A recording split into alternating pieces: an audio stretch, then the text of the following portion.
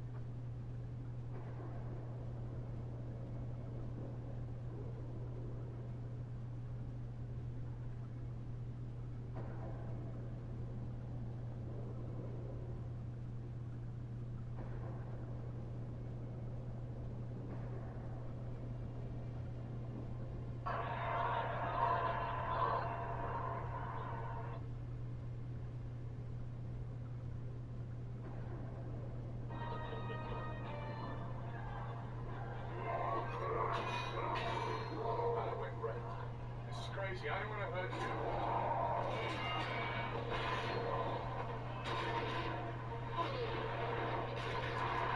Here we go.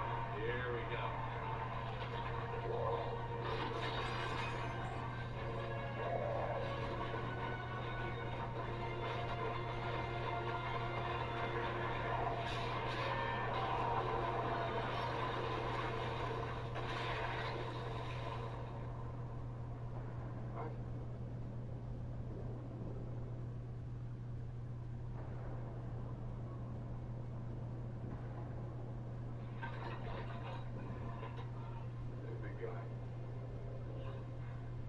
Sun's getting real low.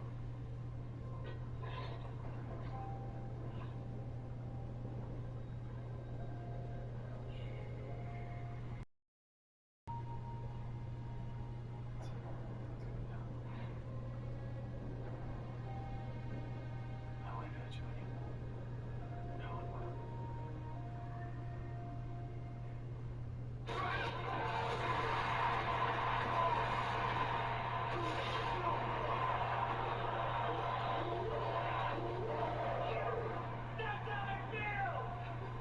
I'm just a huge fan of sport.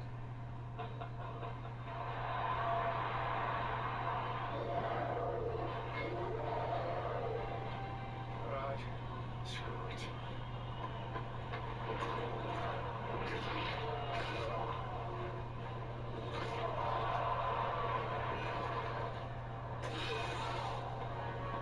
I know you're in that battle. I'll get you out.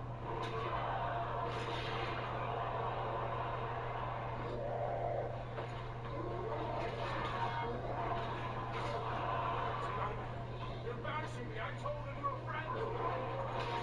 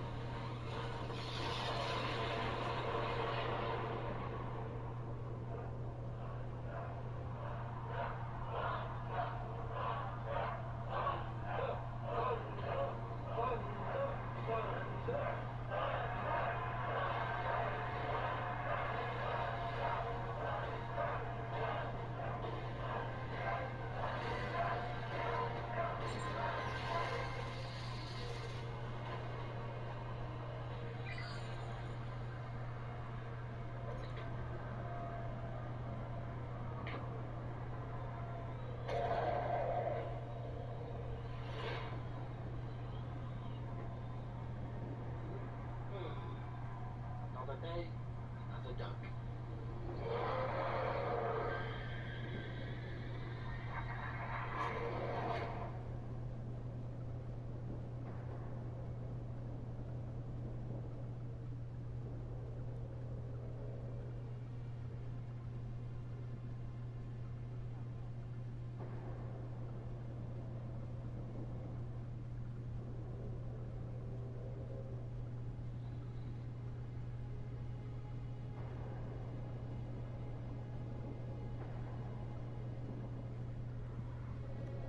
To achieve the power of a god of destruction, and why that form was so fitting of the prince of all Saiyans. But on this video, I want to have a discussion about the key differences between Ultra Instinct and Ultra Ego as far as the Eastern philosophy, martial arts perspective. What was Toriyama and Toyotaro? What are they really telling us Jarvis, here play about the message. the different Certainly, Miss philosophies behind Romano. Goku? Mayday! The Woken hit our Quinjet with an unknown energy weapon. We're going down and need assistance. Repeat, need immediate assistance. Dragon Ball that a lot of fans just don't talk about. And A today I want remote to talk about forest it to give region everybody a in better eastern appreciation Norway, of sir. what they I were asked going for. S.H.I.E.L.D. So to see if they joining me could on dig this up about video our least is favorite actually the guy Asgard who helped to Russian co-write And Ultra the Ego charlatan Training the video posing as a as me. researcher. Those Just agents are in trouble Jordan, because they what's were up? following a lead. Thank you for having me. Our lead. Yeah, They shall Jordan, be of course, has saved. been a featured In Odin's guest name, on I his swear. one-on-one manga review streams. He's been around. He's got his own YouTube channel, so I will leave a link down below for you to check it out. What do you do? So, I use my YouTube channel to discuss different topics about Dragon Ball that interest me, and I review the current events of Dragon Ball. Anything that can knock a Quinjet out of the sky is WMD level, which makes the Woken a major threat. Perhaps their weapon is connected to the machine they were attempting to build when we last encountered them. fantastic, so check that out for sure. If I may, And sir, of course, if you're new the first here, clash with the subscribe. Woken We're talking about somewhat Dragon Ball on a much higher disturbed level you. than So keep your head on straight. No, but I think this hits close to home for you. And a smart enemy will try to exploit that. I really work hard to produce content to make sure you guys are entertained and also a little bit of education. So, let's talk about this, bro. Ultra Instinct versus Ultra Ego. Sir, I've established contact with the stranded SHIELD team. Avengers, our luck just ran out. There's a lot of movement in the forest. The Woken are here. Better get to them before it's too late. Letting go and letting your body do its own thing. The body instinctually moves. The brain is turned off. Actually, Sun Wukong, a lot of this journey to the west, a lot of eastern martial arts, the south, there's a lot of really, really key things that if people do their homework on eastern about Ultra Ego is the other side of it, where it's not only about letting go, it's actually about accepting yourself and accepting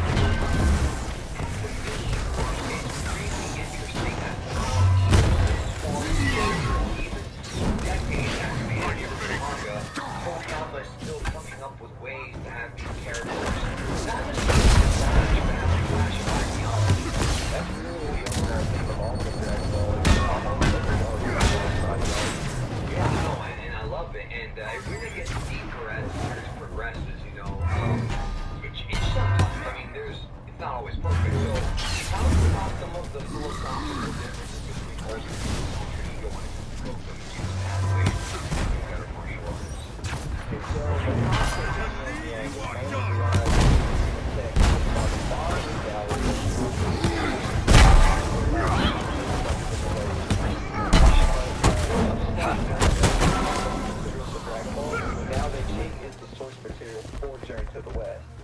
Journey to the West took from the Tao Te Ching in order to write its story. Yeah, we're going back hundreds of years now. Very old stuff. Basically, Journey to the West uses the Tao Te Ching as a guide for and in Journey to the West,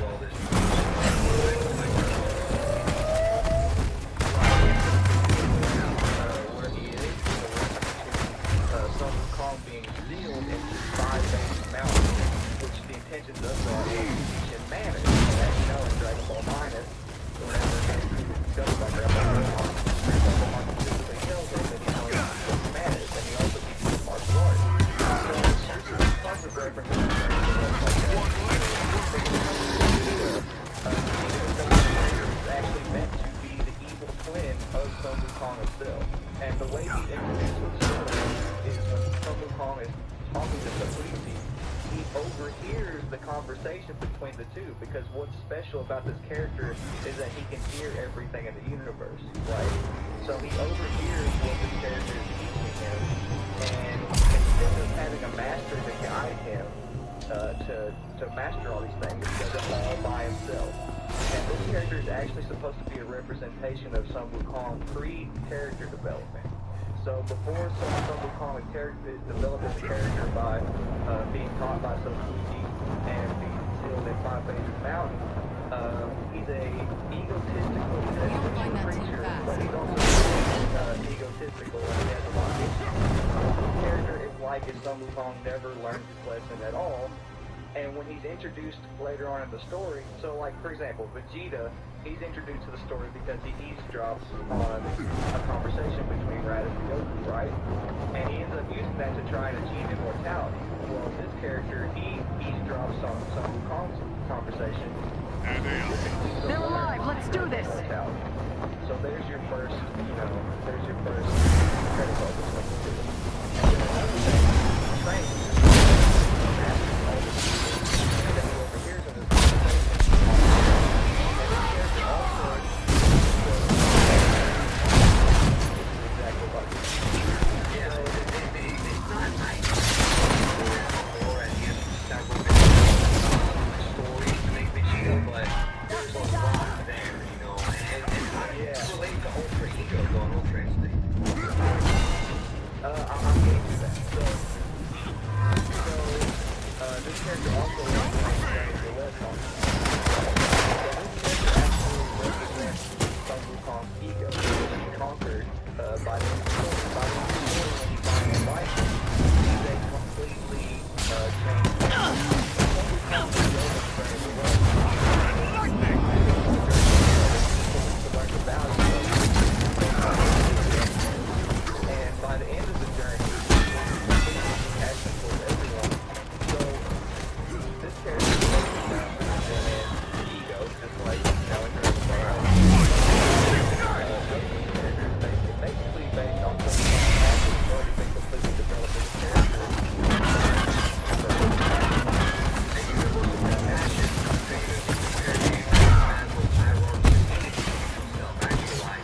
I thought about that also on videos I've done. I love talking about this. Here's why they call it. The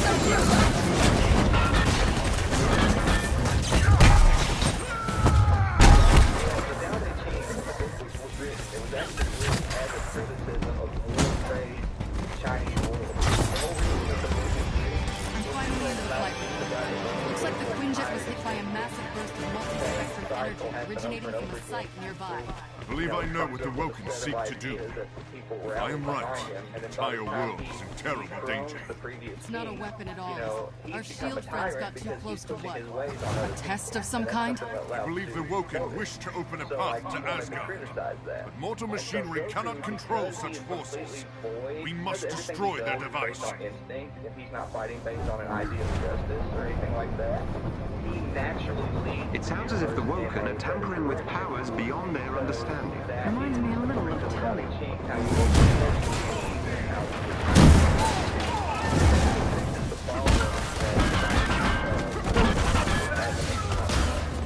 So that's how we got Goku is pure part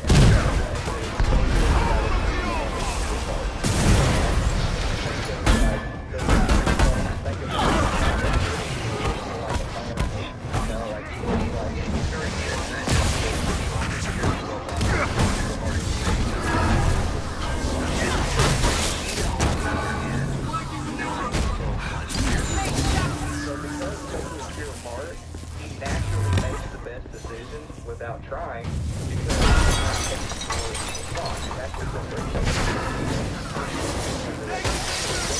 I did it.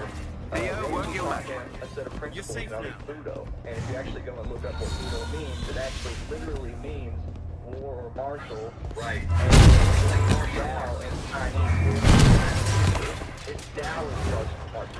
And what that teaches is you become the strongest by trying to defeat other people. You become the strongest by trying to defeat your own ego. The opposite of Vegeta. Exactly. So that's what Roshi has been teaching Goku ever since you can see, which is a reference to what Sub-Freeze taught. And you can see this multiple times in the series. Goku, he makes a decision that seems questionable, but it actually ends up creating a situation that makes the universe a better place. So, for example, whenever he goes Piccolo or Senzu the first time in the original Dragon Ball, ultimately, he would have died to Raditz. He wouldn't have had Piccolo there to help him. Same thing with Vegeta. If it wasn't for him sparing Vegeta, ultimately Gohan and Krillin would have died on Namek. So even though these decisions seem inherently selfish on the surface, because he's doing it out of a pure heart and based on instinct, it ends up causing the best possible scenario in the future and making the universe a better place as a result. Yeah, it's like causality, cause and effect. We talked about that in another video I did. A lot of this stuff that we've talked about here, that you talked about, I've discussed in various videos throughout the years. But we have a lot of new subscribers who, y'all gotta go back and check out Dragon Ball in depth, because I talked about a lot Commander of this. Hill has sent a Quinjet to pick up her agent. Good. No mortals should face this. The importance of cause and effect in Dragon Ball. Things happen for a reason.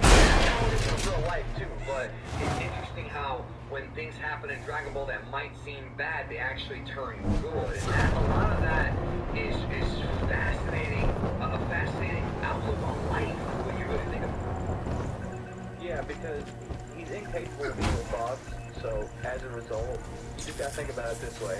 So like in Taoism, you are rewarded for basically being an instinctual being, for basically just making all something is not right. Woken forces inbound.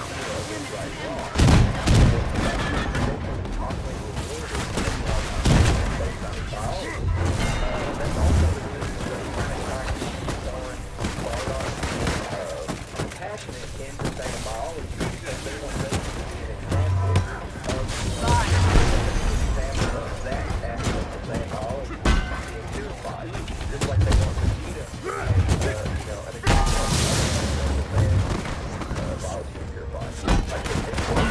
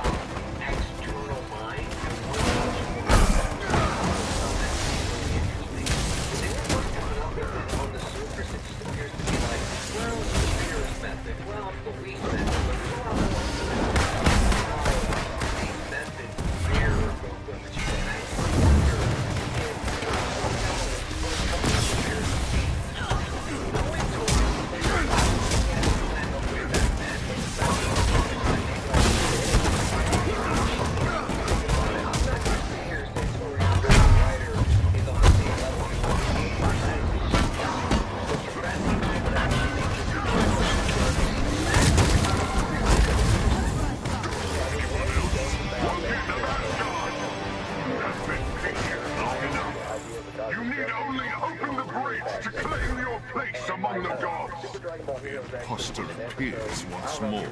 You poor fools! Don't listen to his lies! You were right about the bridge. Damn it. I believe Master Odinson is referring to the Bifrost. Without the power of Heimdall, their device will tear apart the very fabric of reality. And it's even worse than Now, the fate of the universe hangs in the balance. That evil is the true nature of the Saiyans, right?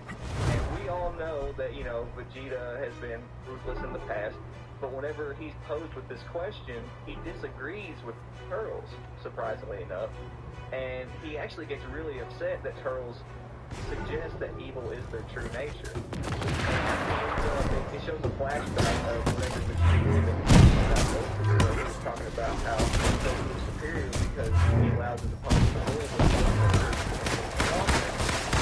So basically, like, the point of the exchange is that Comfort was the first Saiyan that kind of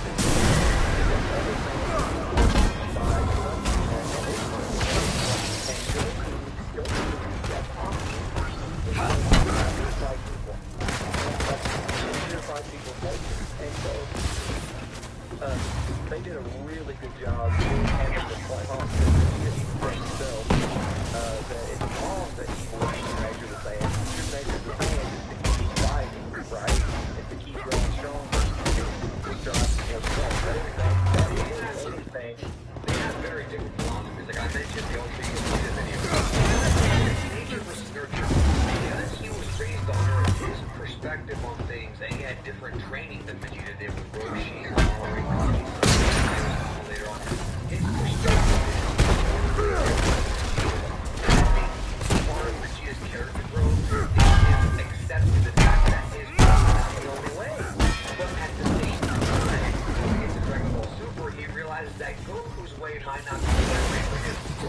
does is he actually takes what he sees from Goku and he makes his own version of it. That's what he's doing with Ultra Ego.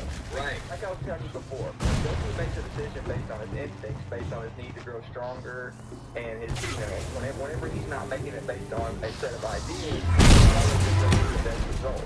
And Vegeta in the past, he's always made all of his decisions based on his ego, right? And that's the reason that it might seem like he's a hero or a term, but actually in reality, all the decisions he ends up making ends up biting him in the ass because the series is basically trying to tell you that the decisions he's making are inherently wrong. You're not supposed to be making decisions based on your ego or your ideas, but Vegeta with Ultra Ego now has the opportunity to fight solely based on his instincts. Not Goku's instincts, because they have different instincts. But Vegeta, because he is using his innermost instincts to make his decisions, he now has the opportunity to be an equal to Goku because he's not going to suffer for his decisions like he has in the past once he completely masters Ultra Ego, because he's not making his decisions based on any idea of right or wrong or justice or anything like that. He's simply just giving into his instincts and giving into the fight and fighting.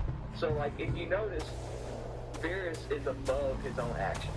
Like, Beerus does not have to pay for anything that he does. And that's really what they're trying to accomplish. I've begun to detect massive radiation spikes. Bifrost is not something mortals can wield. Correct his whole life. They're making it correct.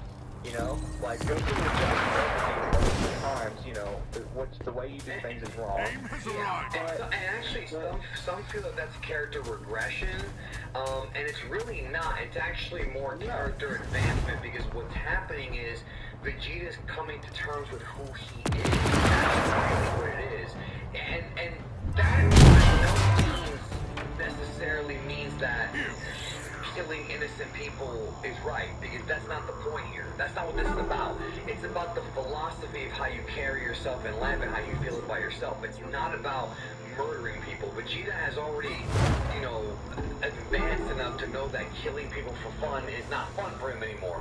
But killing the enemy that threaten those that hurt him and being ruthless about that, that's the right way to go.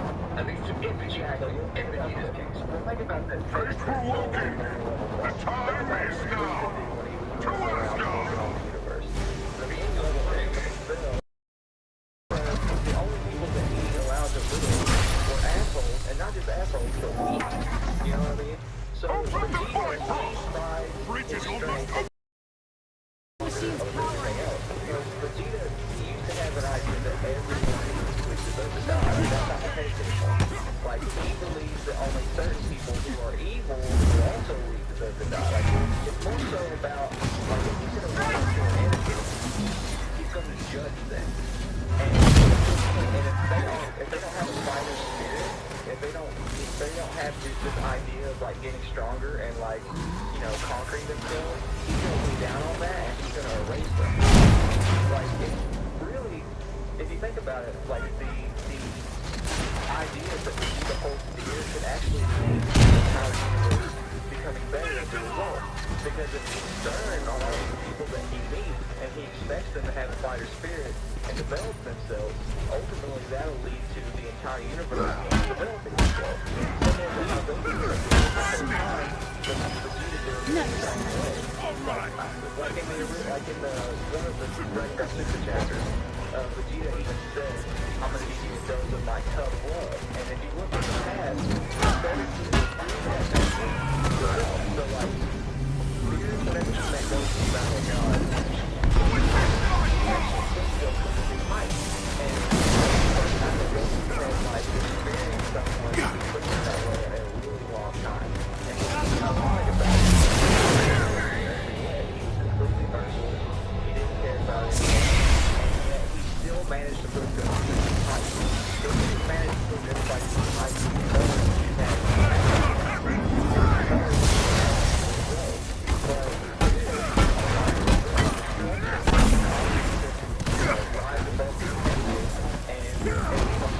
so like Vegeta, he does the exact same thing with Nappa. It's two different methods of achieving a similar conclusion.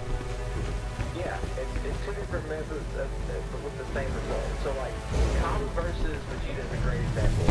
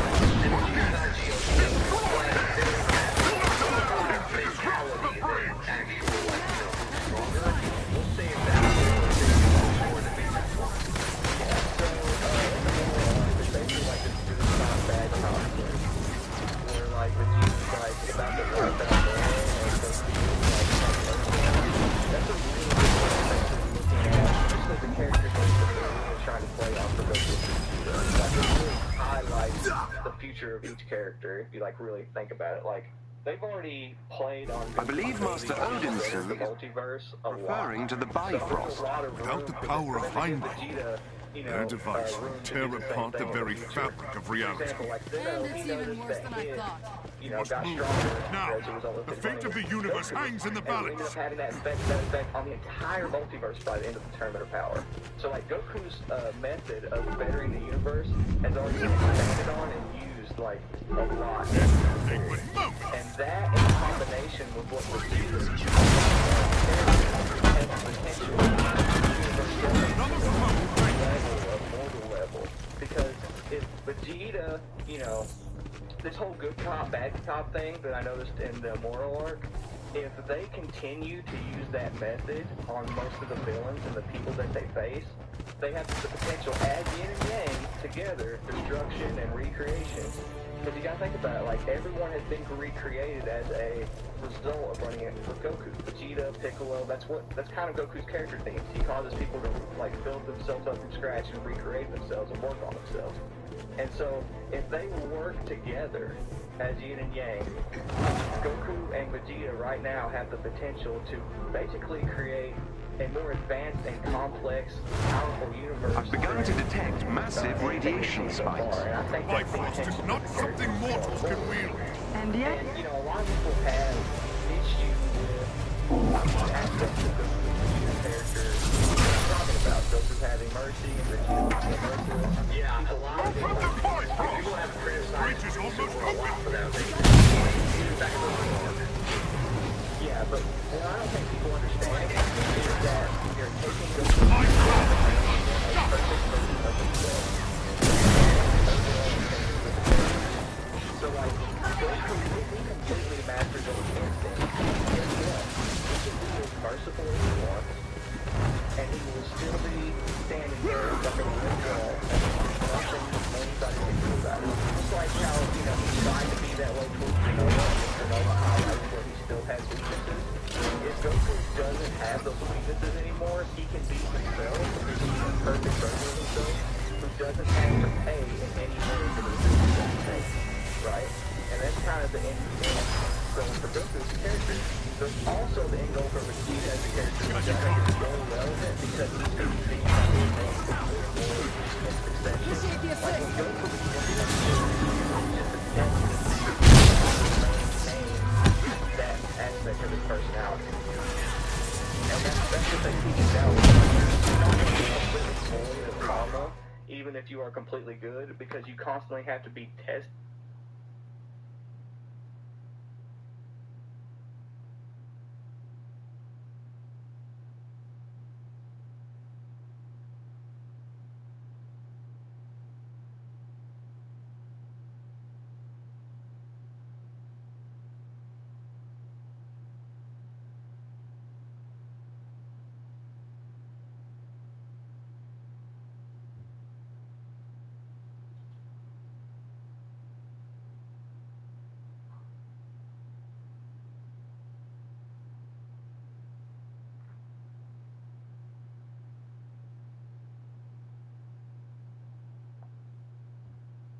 Ultra Ego. Cooper.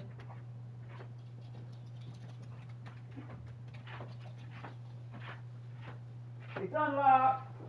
Oh, alright.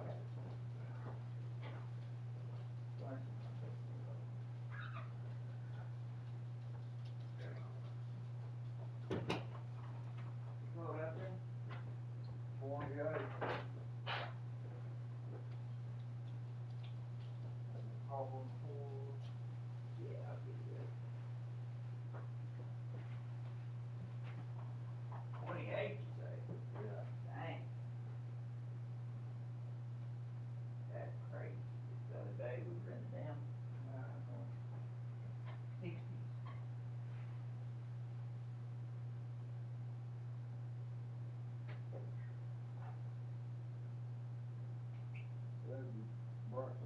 Thank you. I went to Goldtown. I didn't want to sell it right 7 o'clock to go there. That's fine. I appreciate it. You're welcome.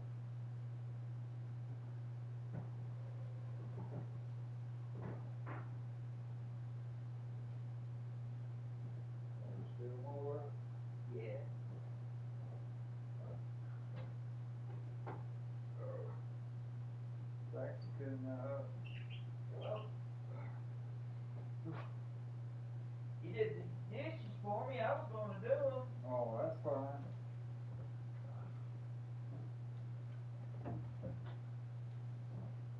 I was going to do them yesterday when I got home from GameStop, because I knew he told me before I got there that I'd only be working an hour and a half. So,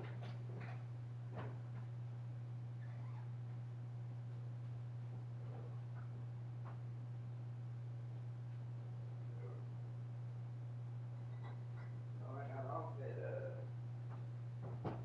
7. And I was going to come home and do them. When I left, I saw that you had done them. I said, well,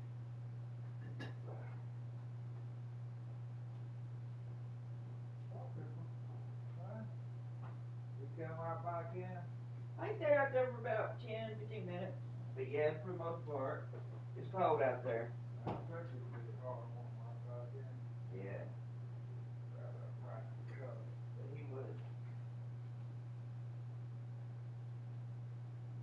Gave him a treat, but he didn't eat it. Good. Now we got it right sitting right there. What? They got that somewhere. I don't order it. What's wrong with you, huh? What's wrong? I ain't be saving it till he go outside. Oh. It's cold out there. He likes to take the treats outside. Yeah, they do. Yesterday morning when you left, You be. and he wanted to go outside yesterday morning when you left, about 30 minutes after you left, he wanted to go outside. He kept crying and whining. You did. Yeah, so I got up and gave him a treat. He picked it up, he carried it to the door, and then I opened the door. But when he saw it was raining, he wouldn't go out. He wouldn't go out. So he took it back in the living room and set it down. Then about 10, 15 minutes before you got home, I went to use the bathroom, and then I went back, and he picked it up, put it in his mouth, went to the door again, I opened it up. You heard that water, he wouldn't go out.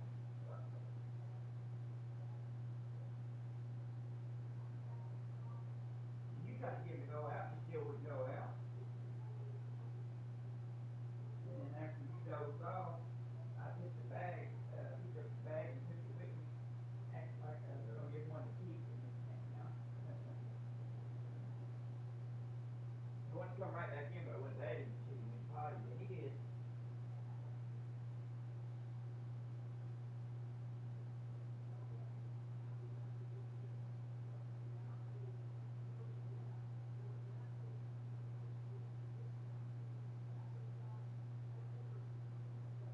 What you talking about?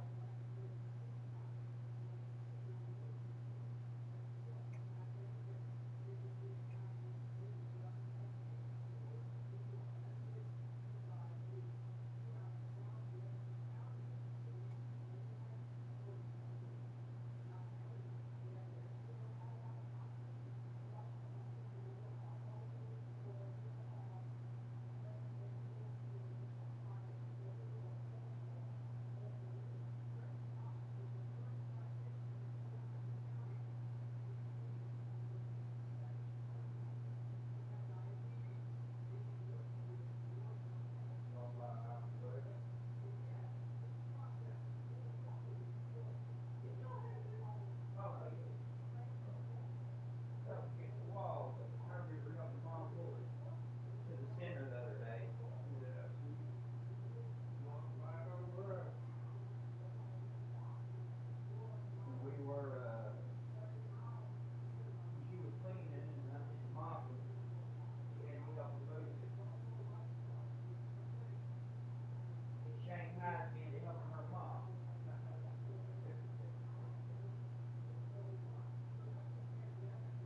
I got 2 8-hour shifts at GameStop. I got 2 8-hour shifts at GameStop.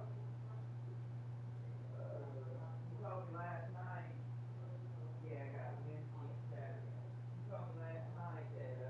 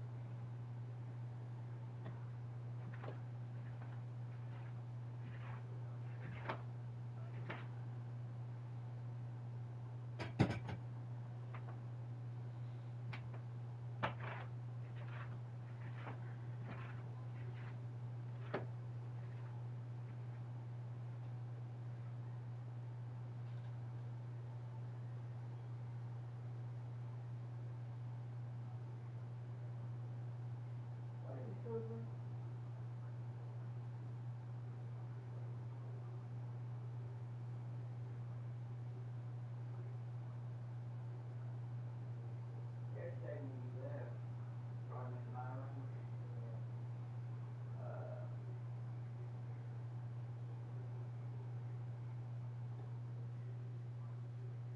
tried 4 times to jump up on the bed, but he couldn't get up there.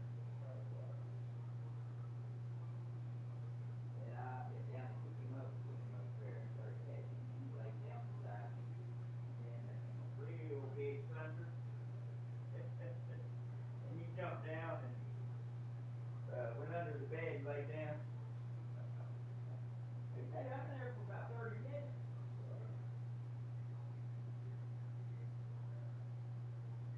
So I finally got up and had to go to the bathroom, and that's when he ran out, and that was the first time he started getting out a little bit.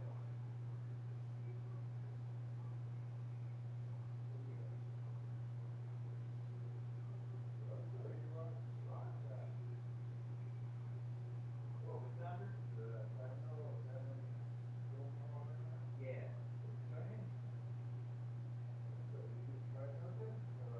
Yeah. He really likes getting petted, though.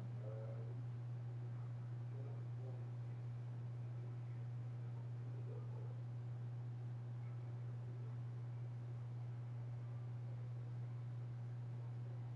Not a bad dog at all. Yeah.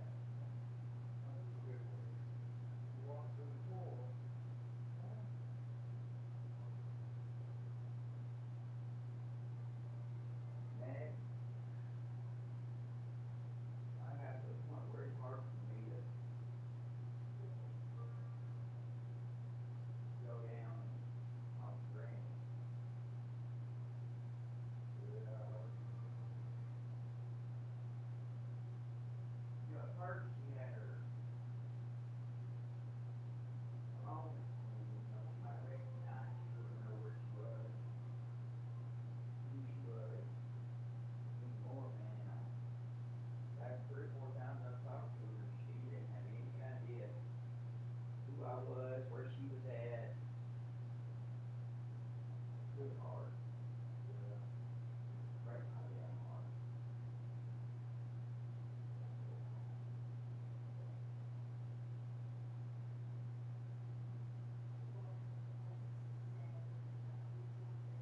I know it's not her fault.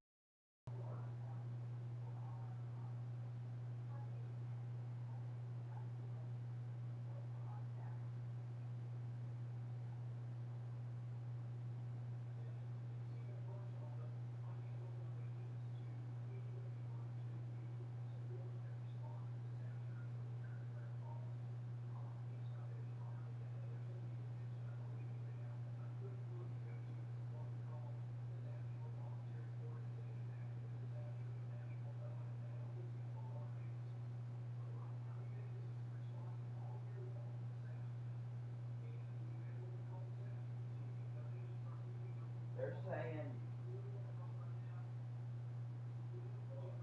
that this was the worst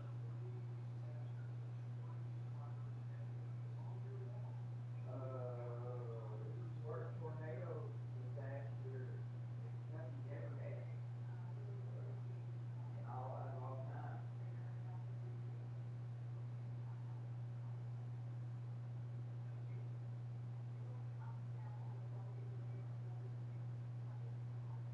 I don't see how people can look at stuff like this and then turn around and say climate change is global warming fake. You know, I don't know. I posted a thing about it on Facebook, and the poor thing Vicky came on and said, it's not global warming, climate change, it's fake. I responded to her and said, I don't know how you can look at stuff like this. It's a Denver tornado outbreaking, that should be north of Tennessee, that should be impossible. So I did a little research and I looked up from the year 2000 to 2021 to right now, America has already had more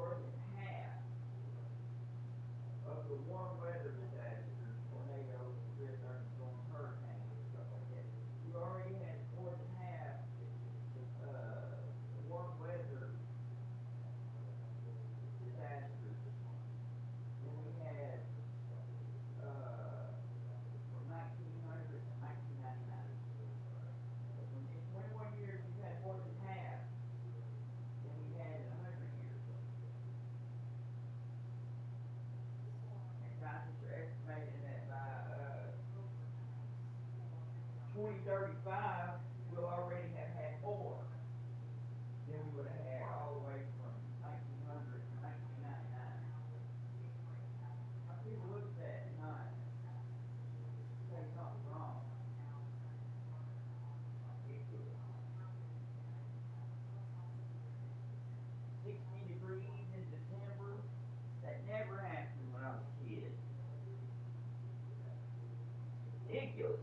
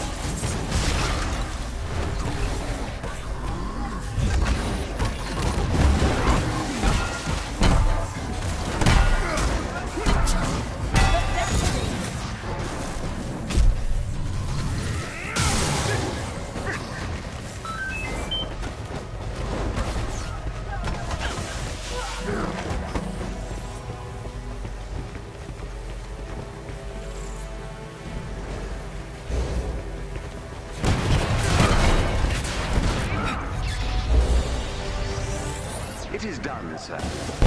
Their bridge is no more.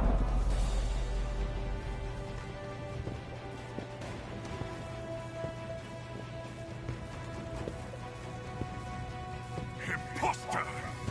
Show yourself! You claim to speak for me. Where are you now? You have gone unchallenged too long.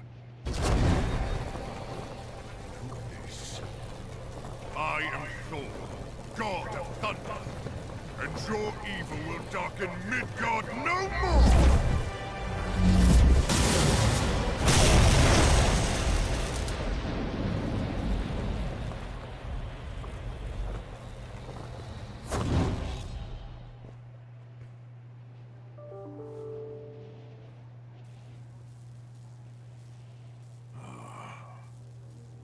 Brother.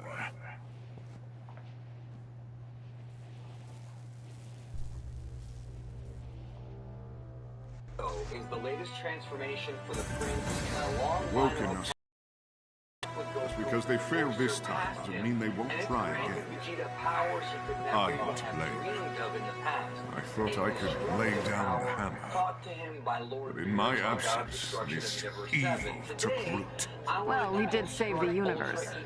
So I'm glad you came back. As am I, brave Natasha. As am I. And what it took for him to get here. Trust me on this one, you will not want to miss this video because I got some really interesting stuff to say. Whether or not you are a Vegeta fan, stay tuned. Many of you are fans of Dragon Ball and retro games like me. You gotta pick one of these up, limited edition right now, vintage Dragon Ball, Super Mario Bros. 3 Fusion merchandise. We're here where protesters have gathered in response to a nationwide threat to our freedom. This morning, the heads of all major military agencies were held under duress by AIM's new Adaptoids. Panic erupted when many awoke to large AIM gunships hovering above our major cities. As the military begins to mobilize, a tense standoff has gripped the nation. Of course. That's my tech. Is my cloaking tech. Wait a minute. Something's happening. Emergency. Inhuman activity detected. Please evacuate the area immediately. AIM is here for your protection. Sir, I'm receiving a distress call from a resistance sanctuary in New York. AIM's trying to draw us out. If we rescue them, it'll look like we're attacking. Doesn't matter what it looks like. We see someone who needs help, and we help. So you do what you need to do. We're leaving at dawn. Hey, Cap. I got Pim to send us what he has on New York if you want to take a look. Meet me in the tech lab. On my way.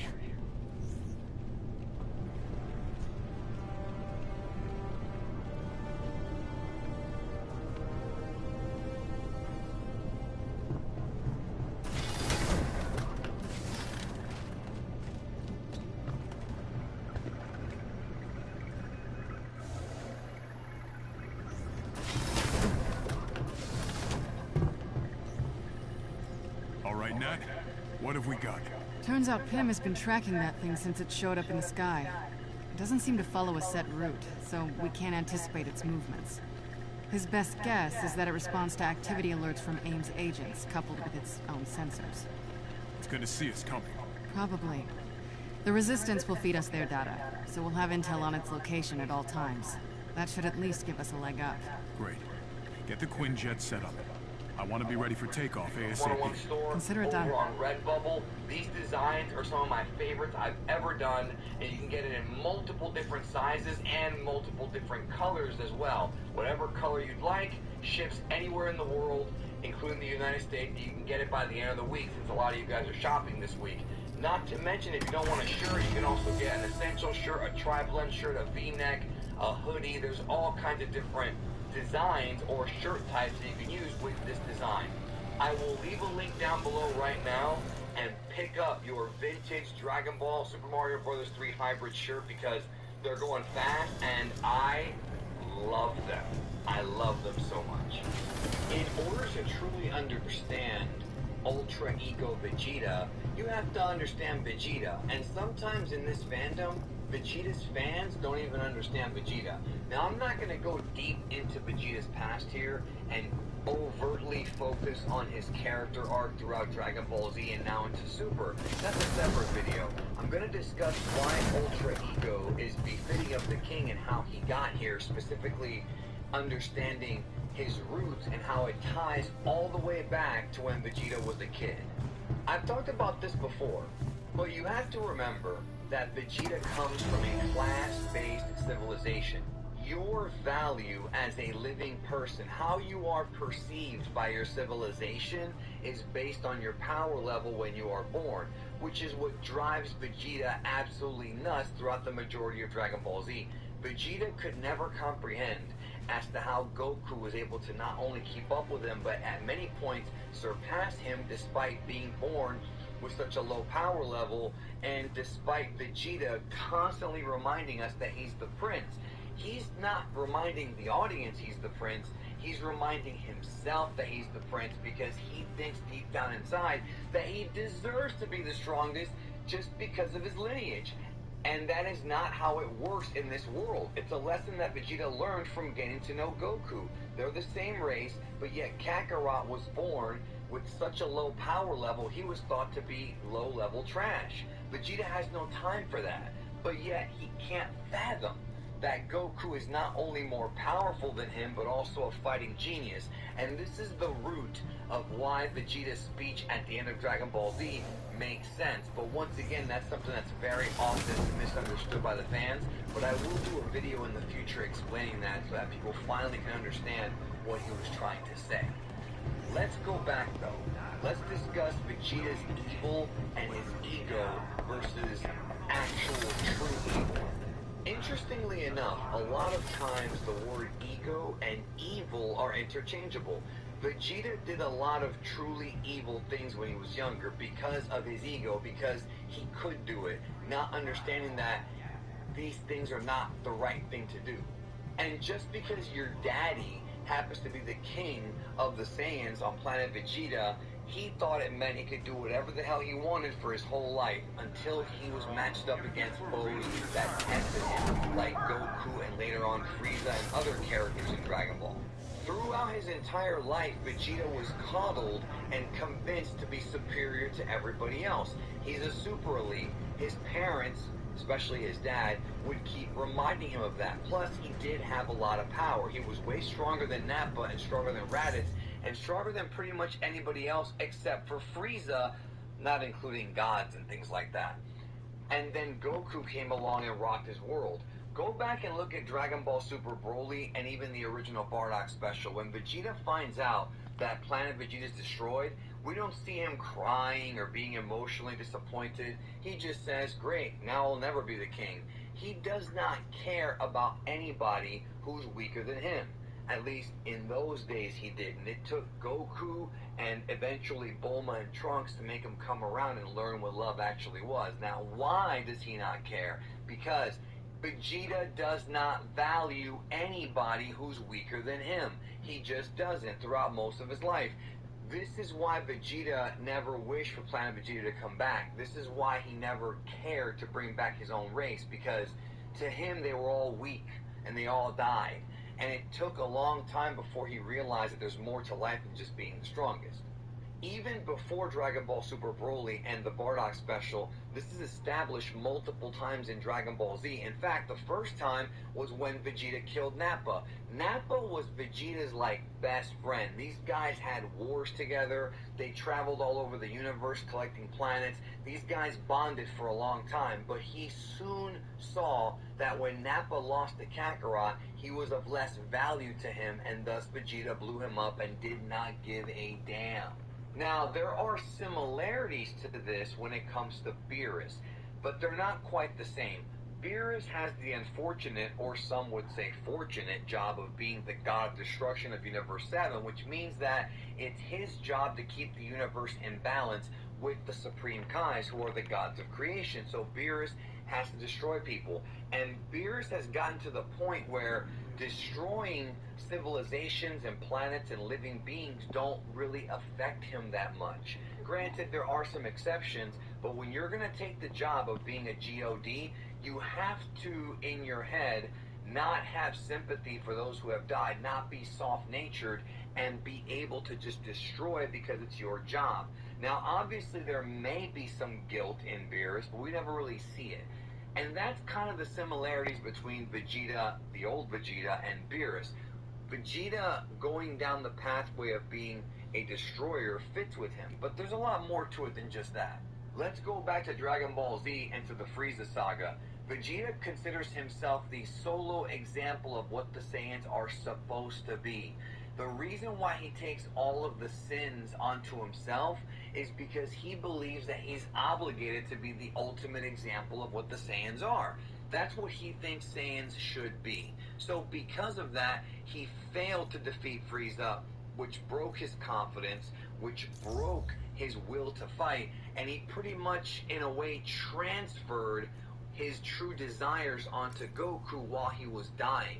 He told Goku that Frieza must be killed at the hands of a Saiyan. He wants Goku to have no mercy. And it takes Frieza killing Goku's best friend to truly hit his Saiyan roots, have much less mercy, and become the Super Saiyan that Vegeta wanted to become.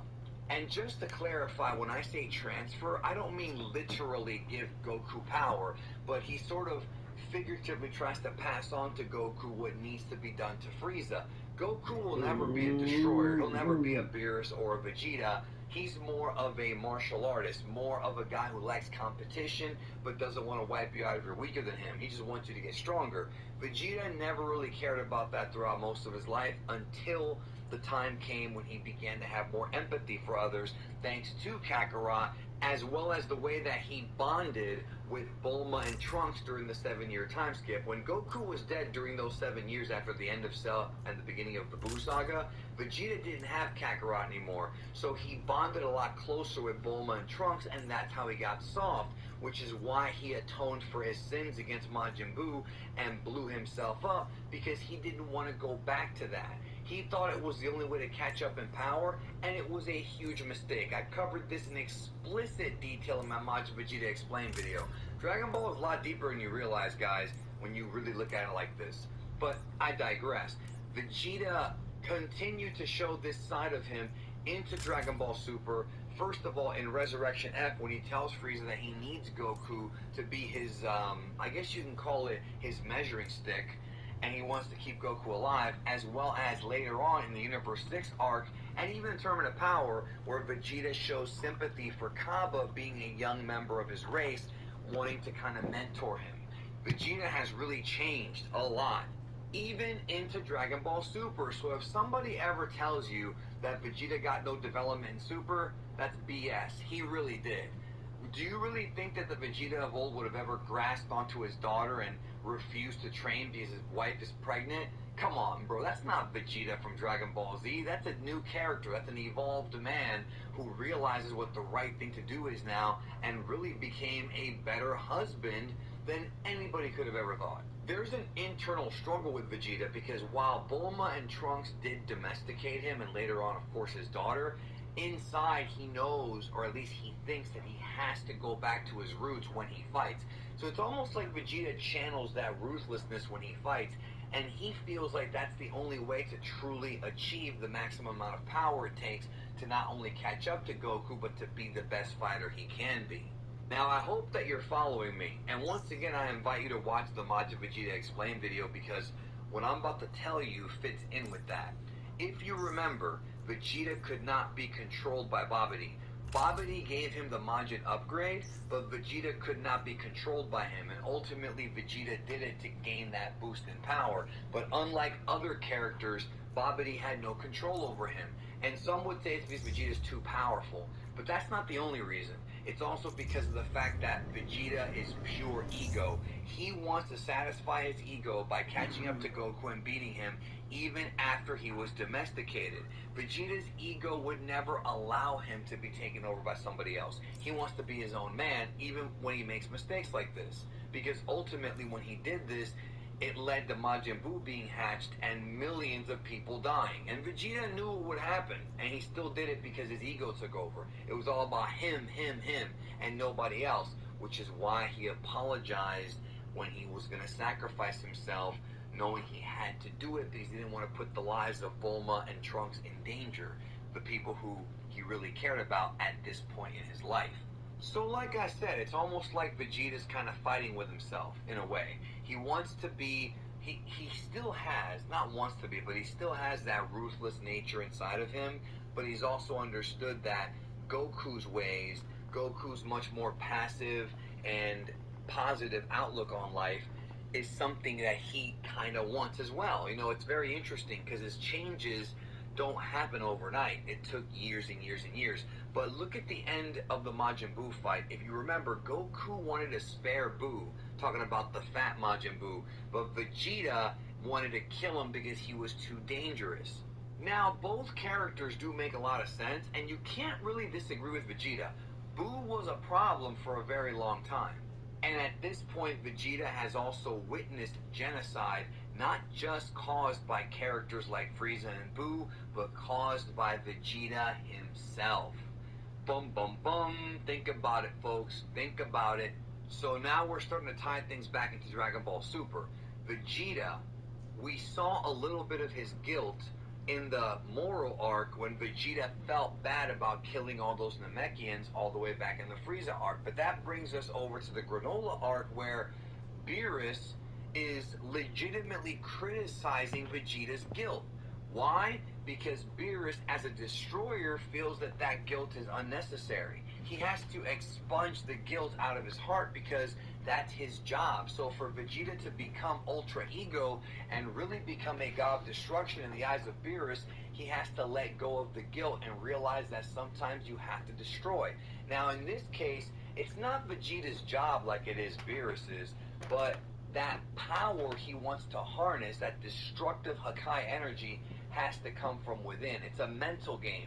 Martial arts has always been about mind, body, and spirit. In Dragon Ball, through Z, a lot of GT, and a lot of Super. And although Super is not quite as well written as the older series, the tones of martial arts still stand. And the ability to have mind and body as one will always guide you to gaining the best amount of power. Look at Goku. The Kaioken is a technique that involves mind, body, and spirit. The same goes for Ultra Instinct. So Vegeta has to have a mind, body, and spirit that is guiltless, that is egotistical, only about himself. Are you following me now, folks? Hence, Ultra Ego. But I'm not done. I am not done. By the way, leave a like right now because this is one of the greatest videos of all time. Yeah, I said it. Ultra Ego. Oh my God, Geekdom's Ultra Ego. No, in all seriousness, I'm very proud of this, but we're not done yet. We're not done yet. So, remember how in the Moro arc, Vegeta acknowledges, albeit it sounded a bit sarcastic, that he's bound for hell. This is more of that ego. Don't forget that Vegeta's whole character throughout Z is that he has the Saiyan pride. You know, a Saiyan always keeps his pride.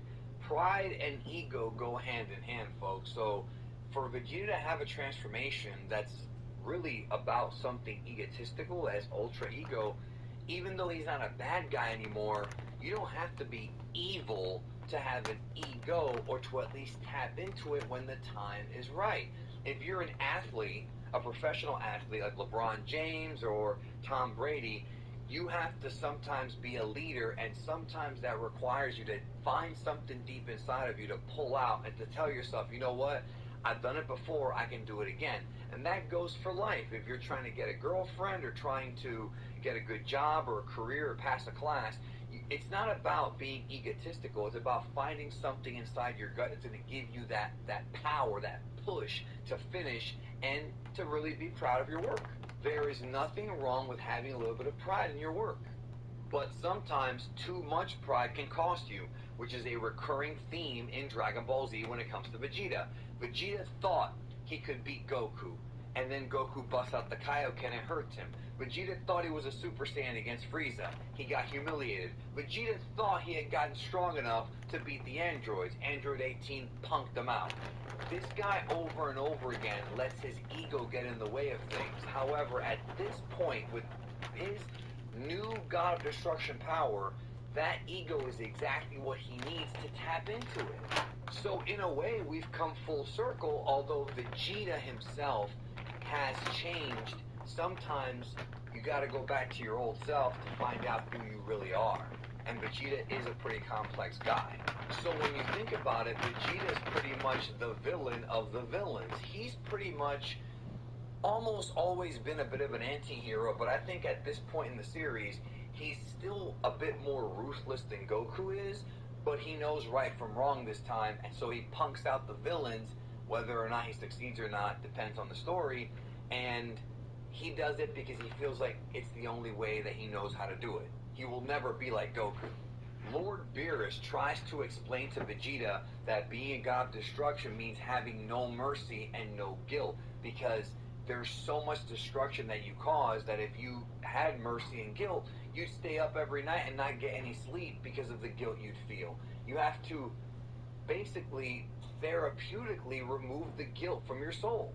And in Vegeta's case, he always does, but if he wants to tap into Ultra Ego, that's how he does it. So we see manga panels in Super of Beerus teaching Vegeta what it truly means to be a destroyer god. The very same thing that Vegeta has taken pride in the majority of his life, which is not having any mercy. You gotta treat the villains like that, homie, not the good people. And that is the true secret of Ultra Ego. And Beerus recognizes that unlike Goku, Vegeta is much more apt to this because he has a history of doing this. But first, Vegeta has to overcome that guilt because it's holding back his true potential. And you'll notice during the fight with Vegeta and Granola that he's tapping into the part of Saiyan nature that he's tried to embrace his entire life before meeting Goku. Their instinctual drive to fight and to win, essentially to destroy. And the more he fights, the more his brain and his body come together during the fight, and it allows him to really get into that destructive inner power he's got to unleash it on whatever foe may face him.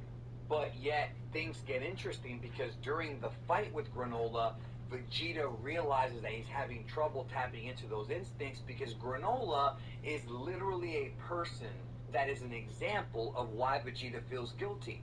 Granola's people are victims of the Saiyans. Literally. And it's because of that guilt and Vegeta remembering what his people did to Granola's people that he has trouble tapping into the full power of Ultra Ego during their fight. And when you think about it, Beerus may have been the first character in Vegeta's life since, what, Nappa or Frieza, to actually validate Vegeta's feelings of ego and his willingness to destroy. And if you're going to destroy, at least you're going to destroy on the side of good instead of the side of evil. Even though you have to use your ego to do it, as long as you're saving lives ultimately, that's the right thing to do, even though you can easily lose control, because at one point Vegeta was going to blow up the entire planet.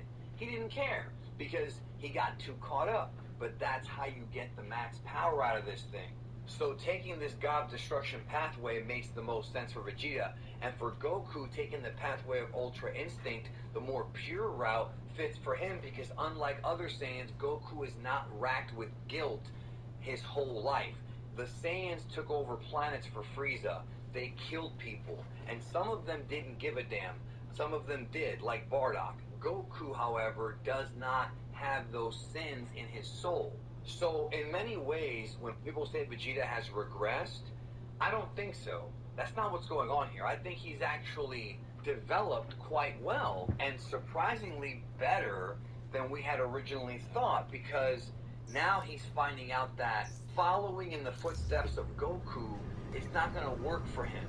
He's going to have to go down his own path, and that's the path of Ultra Ego. And now that he can tap into his ego, at the very least, he can use it for good instead of evil. Thank you for watching. Yes, I know I'm the best. Alright, I had to say it because I had to do my my own ultra ego. But hope you enjoyed this video.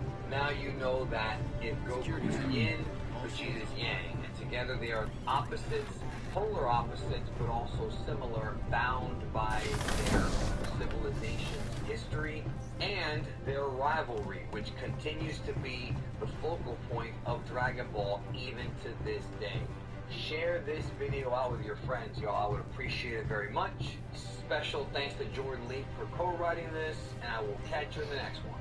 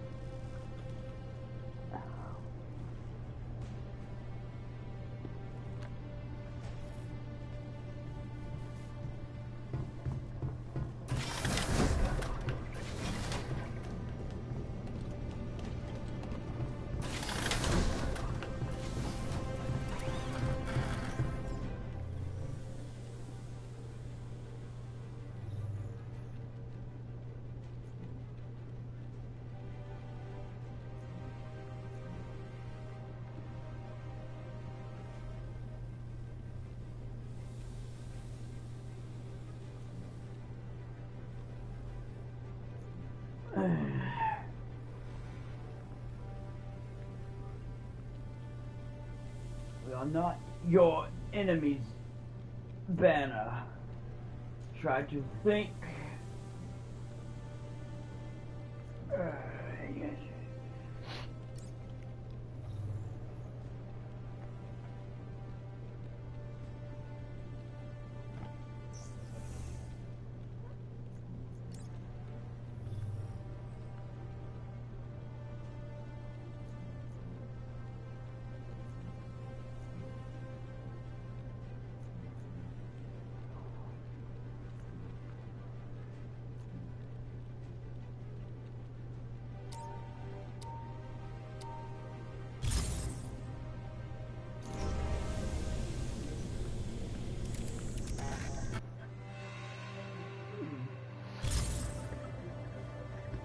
Hello, Mr. Odinson. I'm sorry to inform you I was not able to replicate your brother's likeness onto the holographic robots. I still think you'll have a good time.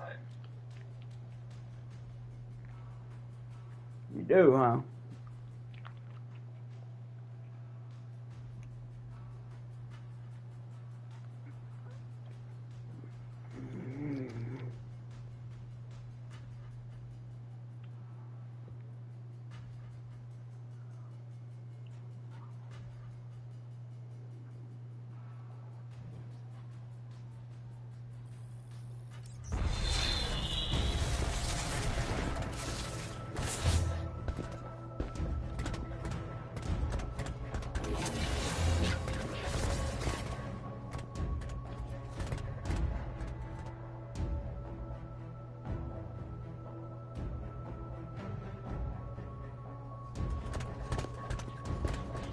If I had hands, I would have pulled.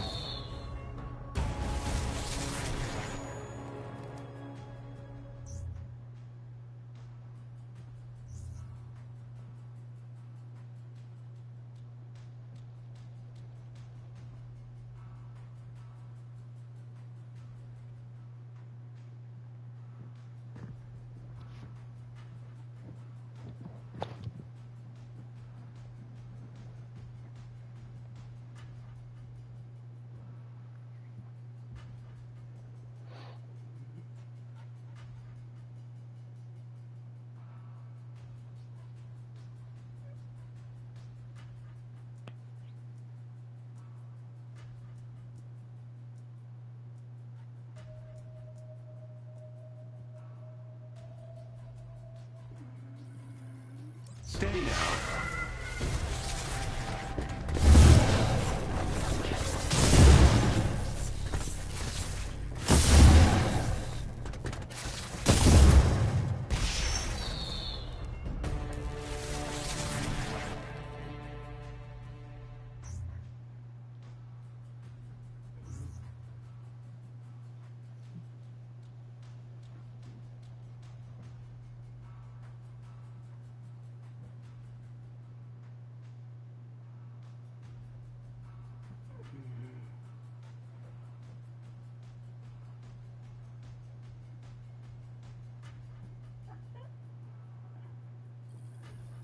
Should we start?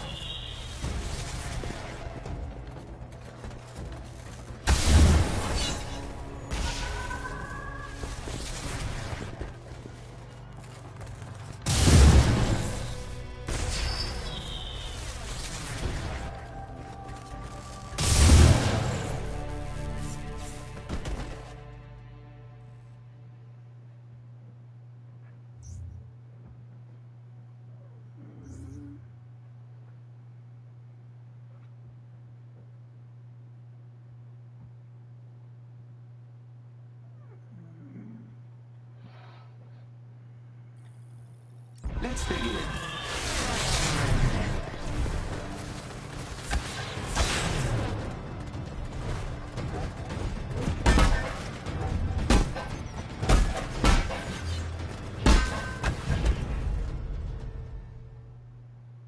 Cheering for you from here.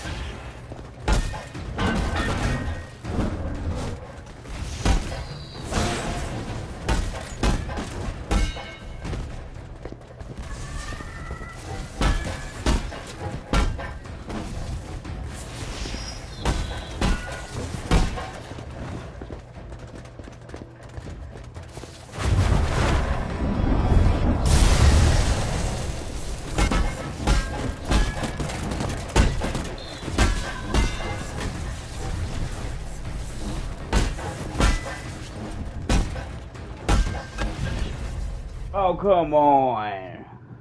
Cheering for you from here.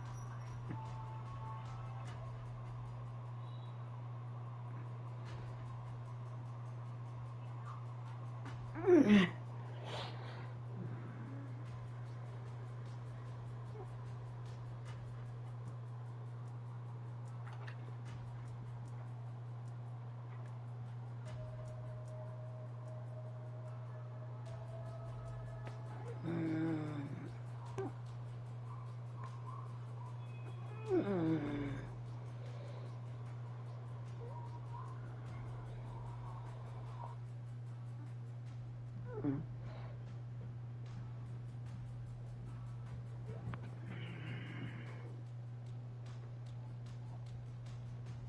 Jim, with all this talk about your Christmas cameo chaos and all the other business, we teased, I think, on the experience this past week that maybe we should review some cameos to build up towards your return to the popular platform. Well, yeah, and also just to see what the competition looks like, what the lay of the land is out there. I haven't offered cameos since what? It was August before the website launch and everything, so maybe the landscape has changed. Now people have upped their game, they've upped the production, they got the fancy iPhone Mach 17 like I did, and they're putting some time and effort into these things.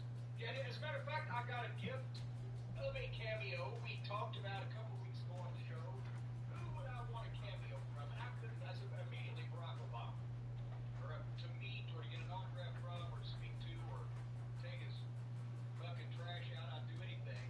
And I said, but most of the people I want to hear from are dead, right? You have, imagine a cameo from Boris Karloff.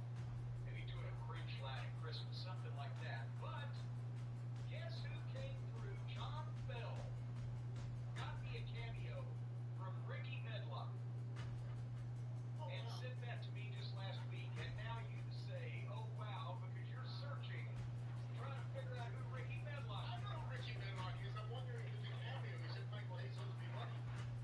Okay, well, he didn't say that, but okay, I just wanted to make sure for those uninitiated, Ricky Medlock is now a member of the revamped lineup of Leonard Skinner. It has been for some time. But originally, he was in Blackfoot, who gained greatest fame for their hit recording Train that was used by Brad Armstrong and Tim Horner, the Lightning Express. But the reason why I like Ricky Medlock, do you remember seeing the Rock and Roll Hall of Fame celebration when they put Skinner in? And I can't remember how many years ago it was. I don't know. Probably 10 years ago. But the point is the star performer of the entire night, I can't remember who the rest of the class was. I can't remember what anybody else did, but Ricky Medlock was having the time of his life. Not only was he one of the youngest and most ambulatory people on the whole program, but also he had to be thinking, holy shit, I was in fucking Blackfoot, right? He was never gonna, he couldn't get in the Hall of Fame unless he bought a ticket. Because I like Blackfoot, but let's be real, right? But due to age, infirmity, and specifically a plane crash, he got to be a member of Leonard Skinner and got to be inducted to the Rock and Roll Hall of Fame, and he took that stage over. He was having the time of his life. He was fucking just going crazy out there. The guitar and the singing and the carrying on. Ricky Medlock was the star of the show. And I got a cameo from him courtesy of John Bell. So that was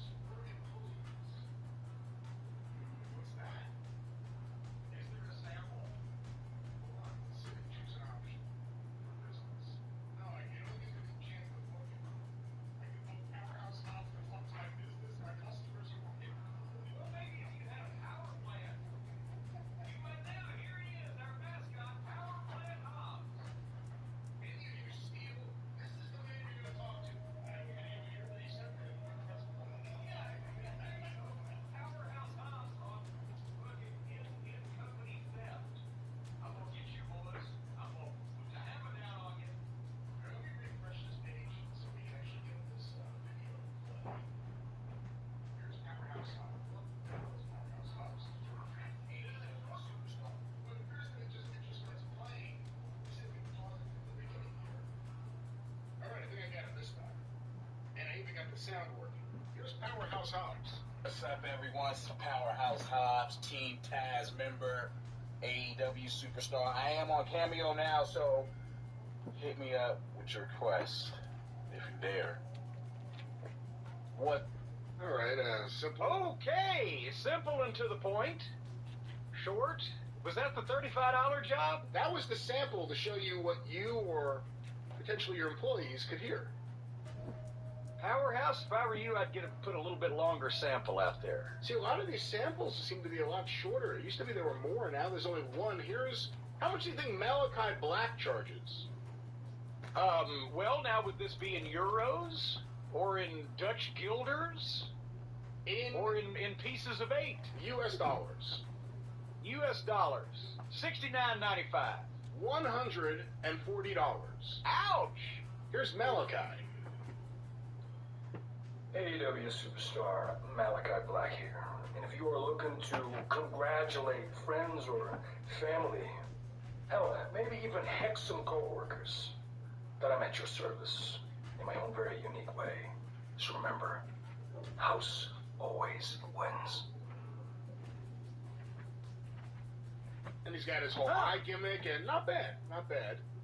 Still a little short. I have a variety of mine up on my, gone to my page now. Seems like there's a variety of them there. So Hobbs did it, and now Malachi did it. How many AEW wrestlers have to call themselves superstars before Jerry McDivitt gets on the phone to Mega over AEW? Right, isn't that one of the words they protect? I think well, that's what they call their wrestlers, is the superstars. So, there you go. How many reviews do they have there? How many reviews on Malachi Black there? Oh, maybe that's why there isn't much, because these are new. I was going to ask you. Let me go back to that. Because I got 105 of the 5-star reviews on mine. Jim, how much do you think Ultimo Panda charged? Who? What? Ultimo Panda. Is this a Chinese bear, or is this a wrestler? Or who is the Ultimo Panda? Well, here he is. I'll let you tell me how much you think he charges after this plays. Panda, panda, panda, panda, panda, panda. Panda, panda, panda, panda, panda, panda, panda, panda, panda, panda, panda, panda, panda. What the fuck? Jim, how much do you think Ultimo Panda charges? I think he sends you $50 if you'll listen to him. Did you know he was voted Lucha Promo of the Year last year? He's a luchador. I don't know. I mean, I think Ultimo would make you think luchador. Ultimo Panda. By the way, I'm going to just tell you, for personal use, this video, $25. But $175 if you wanted to talk to your business. Or yeah, what is the goddamn deal with the personal and the business? See, I mean, maybe, well, see, Ultimo Panda is trying to wangle a Panda Express sponsorship with the business thing, I guess, but I've never heard that there was a double price tier for personal or for business. Whatever you want from me, whether it's your business or your monkey business or your funny business or just for me to delve into your personal life and explain to you what's wrong with you, I charge the same thing. I don't know that it's fair to be just, changing these prices around. Ultimo Panda. Thank you, everyone, for coming here to the CBS retreat. We have Tony Robbins later, but first, we have Ultimo Panda here. They give you a speech. This is one of the things he does on the side. He speaks to businesses. Well, Jim, let's find out if this next one speaks to businesses.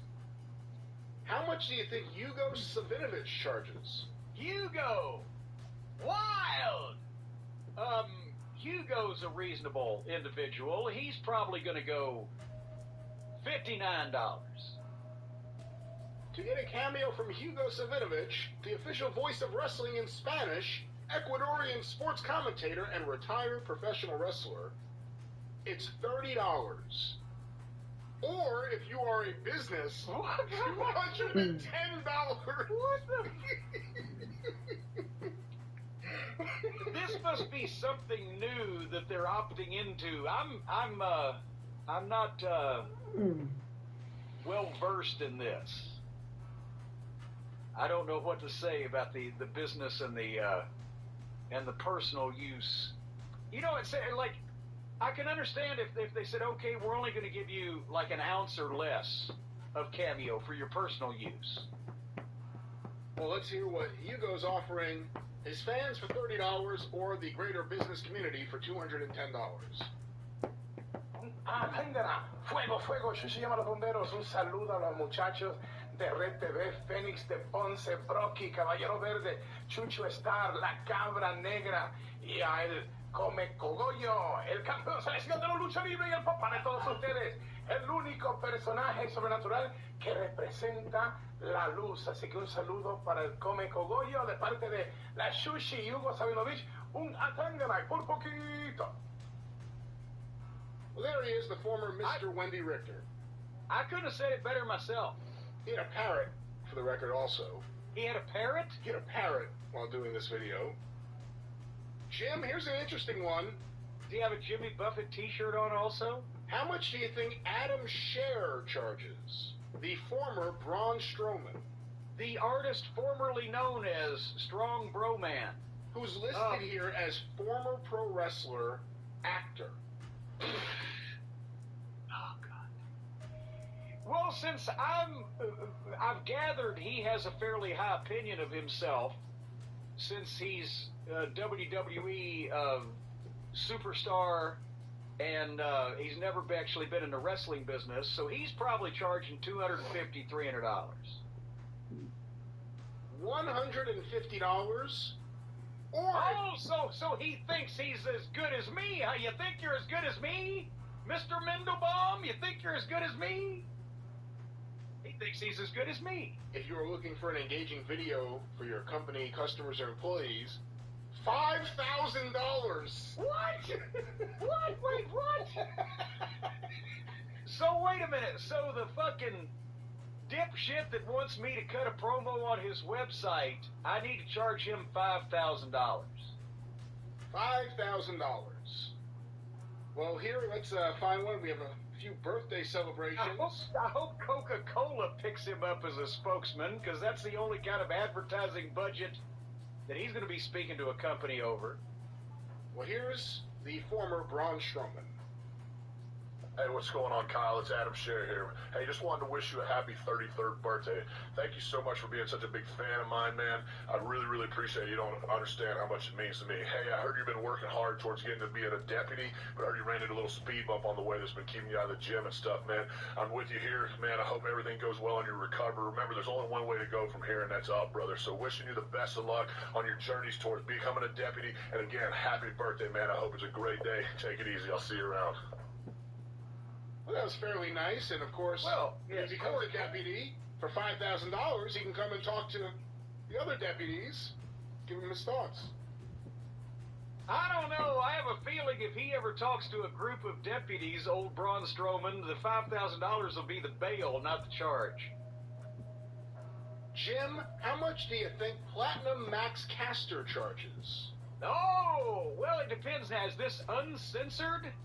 This is the stuff he can't say on television, right? So you gotta call the hotline. I think that's the stuff he says on television, but I'm not sure what he says here. There's a lot of others, his roast. But how much do you think he charges? I think if it's for personal use, he's charging $40, and if it's for business use, he's charging $240. For personal use, $150. Jesus! For business, $1,050. What is this? Okay, whose business is Max Caster going to do $1,000 worth of advertising for? What I don't think it's advertising. Business. I don't think that's what it is. You'd have to not pay necessarily more for that. advertising, but motivation, or what is the benefit to that? It's 10 times as much. Well, here's the other thing. Is it 10 times as long? Or is it the same length as a normal cameo? That's what she said. Well, here's Platinum Max. Is it 10 times as long, or is it the same length as a normal one? Here's Max Caster. Here's what you get for $150 for personal use only. It's like HBO. No duplication, no reproduction, personal use only. Yeah, you can smoke it, but you can't sell it. Yo, listen. The acclaimed top of this one goes to Phil, the name from Kaylee, for your 2-year anniversary in the game, and we can outplay everybody saying that they want to. But you know what? I don't mind his rapping, but I'm gonna just call this one. No, wait a minute. I want to hear now. Does he do a whole?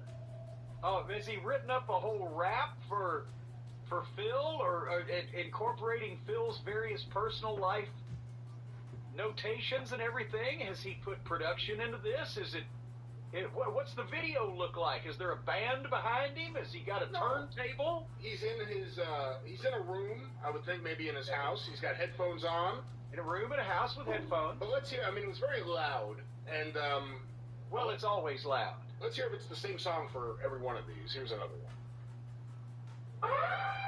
Yo, this one goes out to Mike from Nick. Top of the yay, you're getting married. Yay! Entertain, yo, running this in, and we can listen. Everybody saying that they wanna be in Mike's getting married on the 23rd, but you better act right and start watching your words. I heard you wanna fight me and Bowens in the ring, but we beat you. Take your wife and half your things. You can't beat us, huh? You must be kidding me. You're a little vegan with a protein deficiency. So eat a jackfruit. Get used to jacking off. Cause when you're married, the sex life is slacking off. It's true. I think it's just the way of the world, Mike. But congratulations on getting married. I heard you and your brother Thomas think you can beat me and Anthony. Little Tim, maybe start training in your backyard and work your way up. Maybe it'll work, and we'll see you one day. Peace. Let me stop this one. Hold on. Okay, wait. A qualified round of applause there. I love that he incorporated the fellow into the rap there at the beginning, but you got to keep the music going. I mean, get the disco single, get the 12-inch single, keep the music going through the whole thing, because then it was flat at the end. But that's worth $150 to a fan of old Platinum Max there. He put some work and some effort into that. I guess what do you so. think? I think what so. You think? Jim, how much do you think? Can't believe this guy really has any here. He does. How much do you think Eddie Mansfield charges? Oh, good Lord. I wouldn't think that he would want people to even know where he was or what he currently looks like in case they see him on the street. Wait a minute. It says here, television producer, former two-sport professional athlete, wrestling, and Major League Baseball, MLB, Major League Baseball. Wait a minute, when did Eddie Mansfield ever play Major League Baseball? Also, Emmy award-winning producer, which I don't know, but they give those to anyone, I can tell that. I was about local Emmys. Oh, yeah. Local Emmys. You get one of those like you get a fucking advertising circular in your mailbox. But Eddie Mansfield just $10. I wouldn't pay that. $100 or $500 if you'd like him to speak to your business. So this business thing must be a new thing. I guess when I turn my page back on the 12th, I'm going to have to get Hotchkiss on this. They're going to give me a business option, and I'm going to tell them to go piss off. They're all the same price. But $100 or the business option was what? $500. Eddie Mansfield, if he showed up with boots and gloves on and worked hard labor for 2 weeks, isn't worth $500 to your business. Well, let's hear what he has to say. Jason, the Continental Lover, Eddie Mansfield. How are you doing today? I hope you're having a great day. Remember, I'm 230 pounds of twisted steel and sex appeal. And you wanted to know about my early days. Well, my early days, my whole career was formed by Terry Funk, Dick Slater, Leon Ogle, and guys that really taught me the wrestling business. Leon And that's Noble. why I was about to say, and that's Leon why Noble I not was one of usually the best in mentioned, the but business Slater and and drew money everywhere I went. And you want to know about squats? Well, I'm going to tell you a little story about squats. Here's the way we used to do them. And they still do them. Some people do them this way. We used to do them with a deck of cards. Tatsumi Fujinami, probably the best at this, at Hindu squats, that I saw. And he would do 3 decks of cards, turn them over. You know, if it was a 5, you do 5. You turn them over a king, you do 10. You turn ace over, you do 11. Or you could cheat, and you could just do 1 if you wussy out. But most guys don't wussy out. There's a few that do. And you want to know about Frank Brody? A little Bruce and Brody stories. Well, you know, when I was in San Antonio, Texas, when Sky Casey and myself tore up Southwest is he on the side of the road doing community service? I used to go have breakfast with Buck Rose. Oh, well, let me pause. As a booker. All right, let me get off Eddie Mansfield here. He's standing by the side of the road just talking. I don't know why you wouldn't wait until you're in a better location to do this. He has no home. He's a former Major League Baseball player, according He to lives under a bridge like all the other trolls. Here's a wrestler I've never actually seen wrestle, but he appears everywhere. How much do you think Andrew Anderson charges? I've seen, I don't see anymore since I don't go in public, but I've seen Andrew Anderson at every fan fest or wrestling convention I've been in for the last 10 years. And I'm like you, I don't know that I've ever seen him wrestle, but he appears everywhere. I bet you he's going for quantity and not trying to jacky everybody. I'm thinking he's $35. Wow, pretty good. $30. Or of course, if you are a business, still active pro wrestler of over 26 years, co-star of Academy Award-nominated feature film The Wrestler. Let's see what the co-star of The Wrestler. Co-star? Wait a minute, co-star?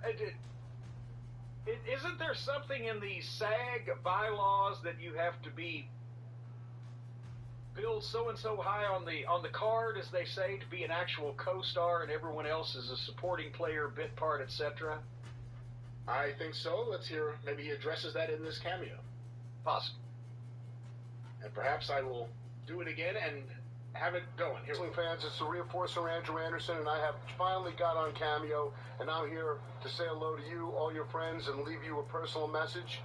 To your liking, give me a holler. You've seen me in The Wrestler. You've seen me on Gotham. You've seen me on Sneaky Pete. You've seen me in the Skittles and Dorito. I haven't seen you in the ring. That's where I haven't seen you.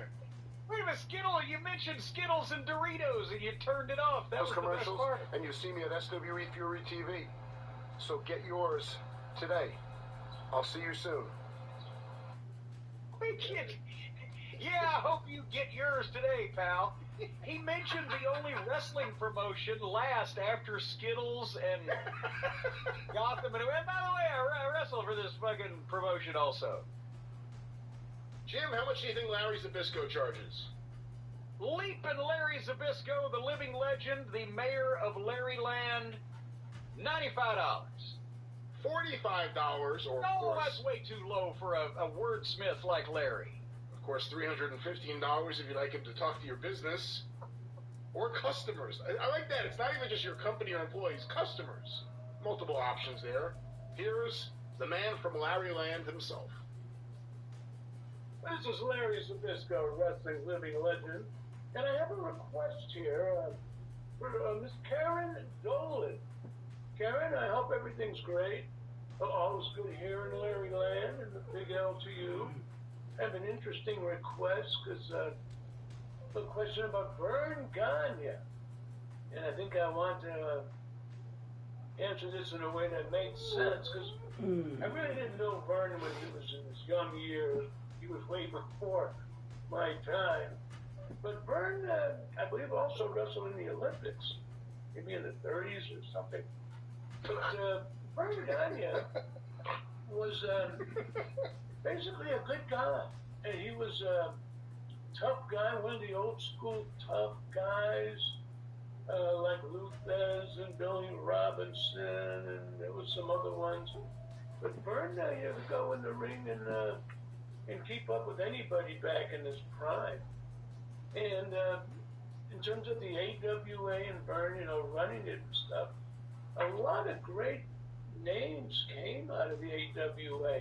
Bobby Heenan and Mean Gene Okerlund, and God, I can go on with more. All right, well, Larry's enjoying reminiscing. That's what you can hear for $45. I love when he put Vern in the Olympics in the 30s. In the 30s. Vern and Londos headlined many events.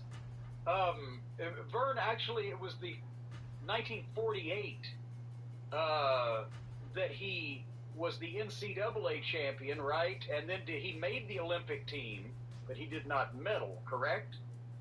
Or am I giving him more than he gets credit for? That may be right. I think George Shire should be consulted right now. We'll consider, but definitely not Larry, because he doesn't have Vern's bio right in front of him.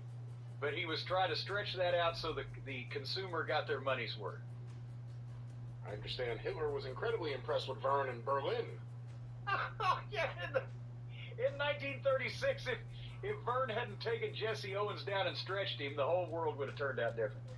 Jim, how much do you think a former Smoky Mountain Wrestling alumnus, how much does Brian Clark charge? The former Atom Bomb, Chronic, the former Night Stalker, U.S. military vet, Central Missouri State Football something, All Japan champion. How much does he charge? Well, is he charging per persona or just all of those people in him like Sybil?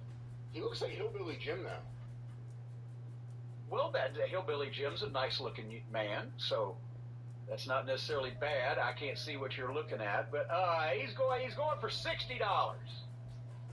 $75 or $525 if you are a business looking to hear from Atom Bomb. Here he is. Cameo world, to the bomb shelter. I am Brian Clark, the former Atom Bomb, creation of devastation. Wrath, one half of Chronic, the 3-time World Tag Team Champions and the All Japan Champions. And guess what? I am here for you. That's right. For birthdays, weddings, anniversaries, parties, you name it. Even if Big Aunt Sally has to have that tooth pulled.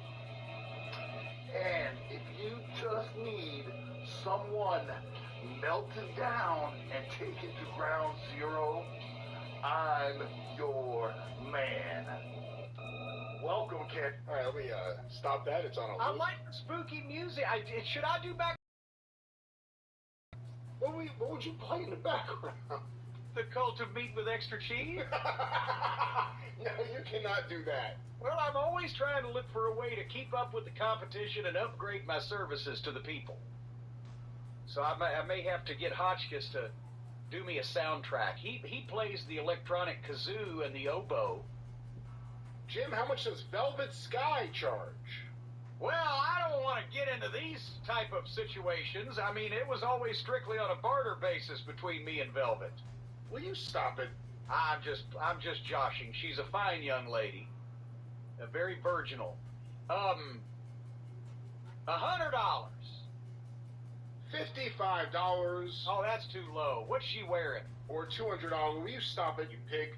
$200 if you'd like her to speak to your business. Or customers. Depends on what my business is.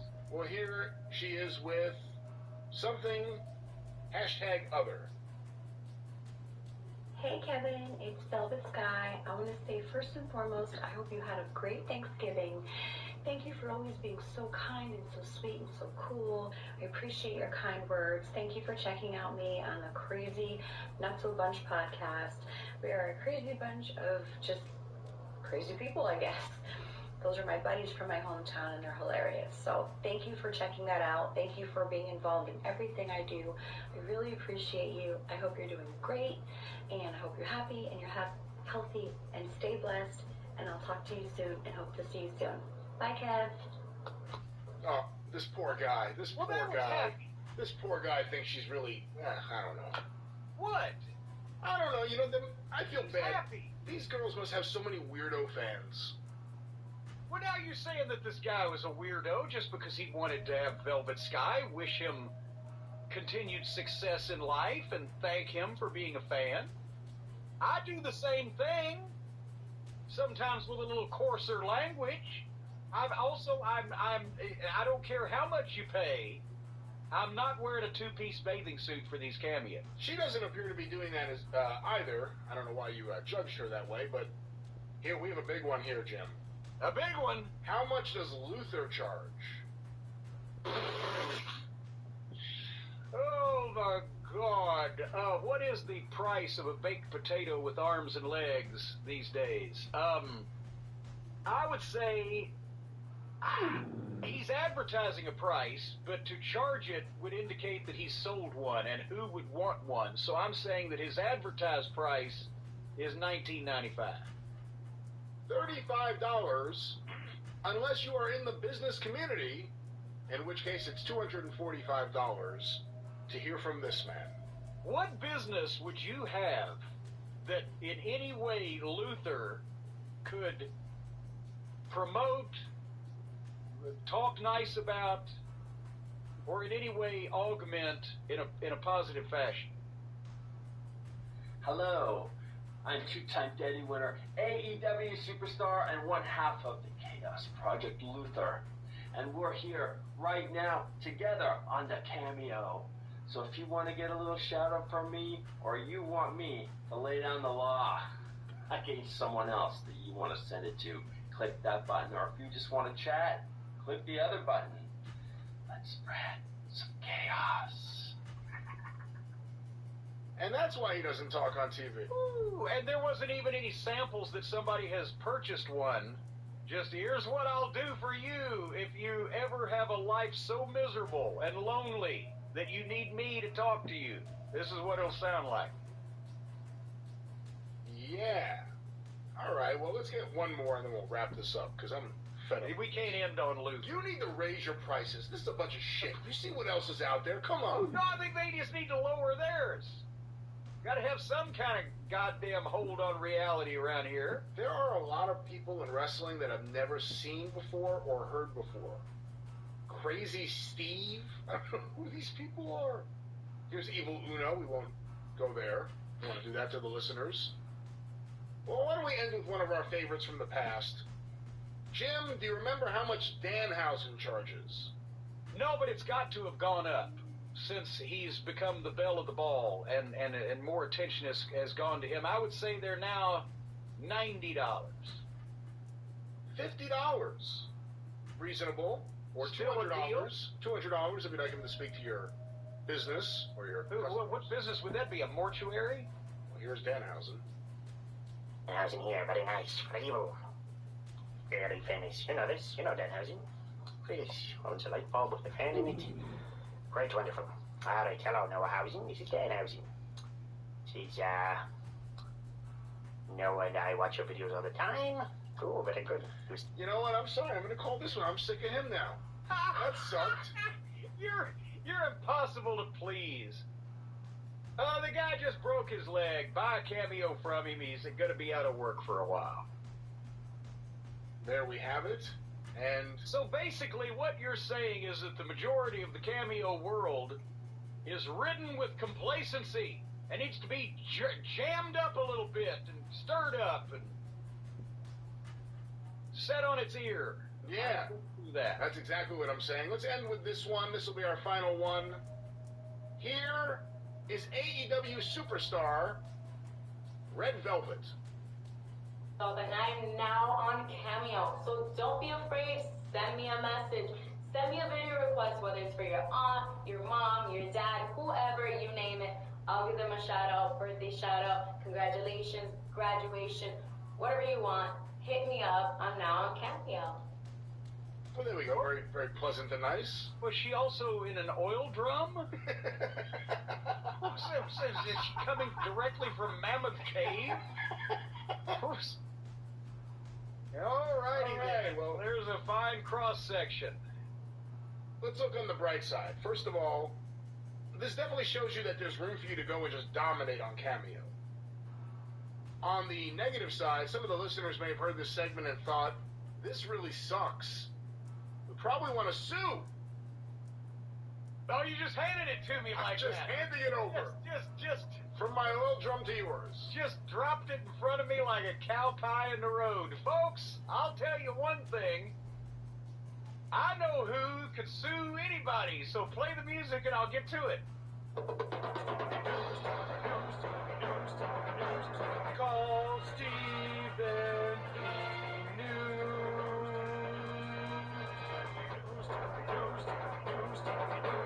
If you need to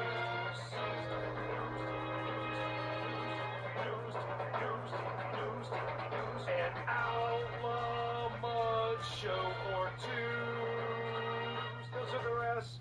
Yes, ladies and gentlemen, even though it was transitionless, we're just going to talk about Stephen P. New because he's pertinent to what we've been talking about earlier. These assholes at Spectrum.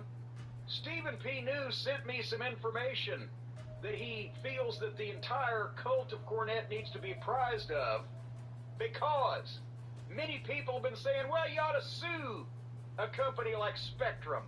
Well, remember we talked about the arbitration provisions and the clauses that these people put in their terms of service, not only them, but all these major companies?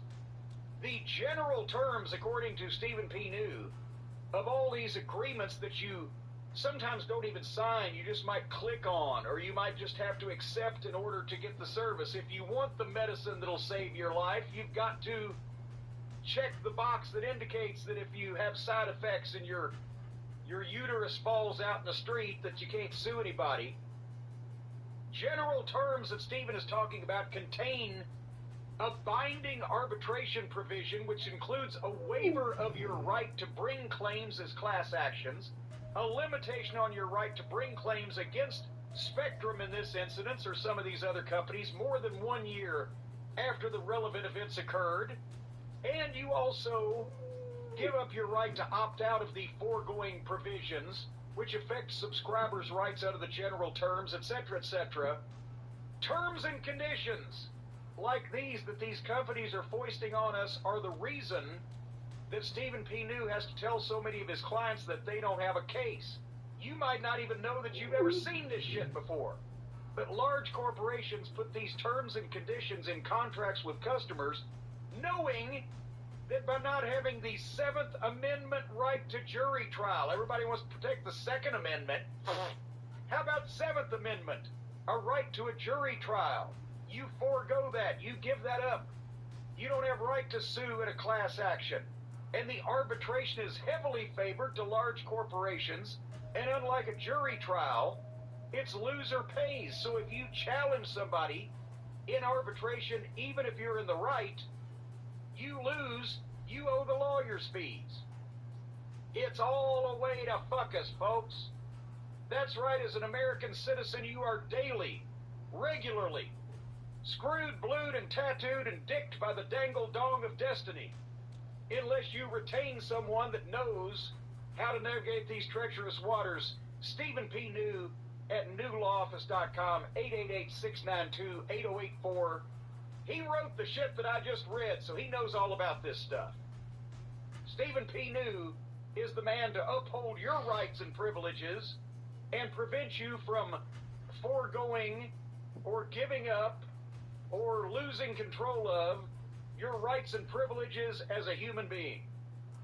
newlawoffice.com, 888-692-8084.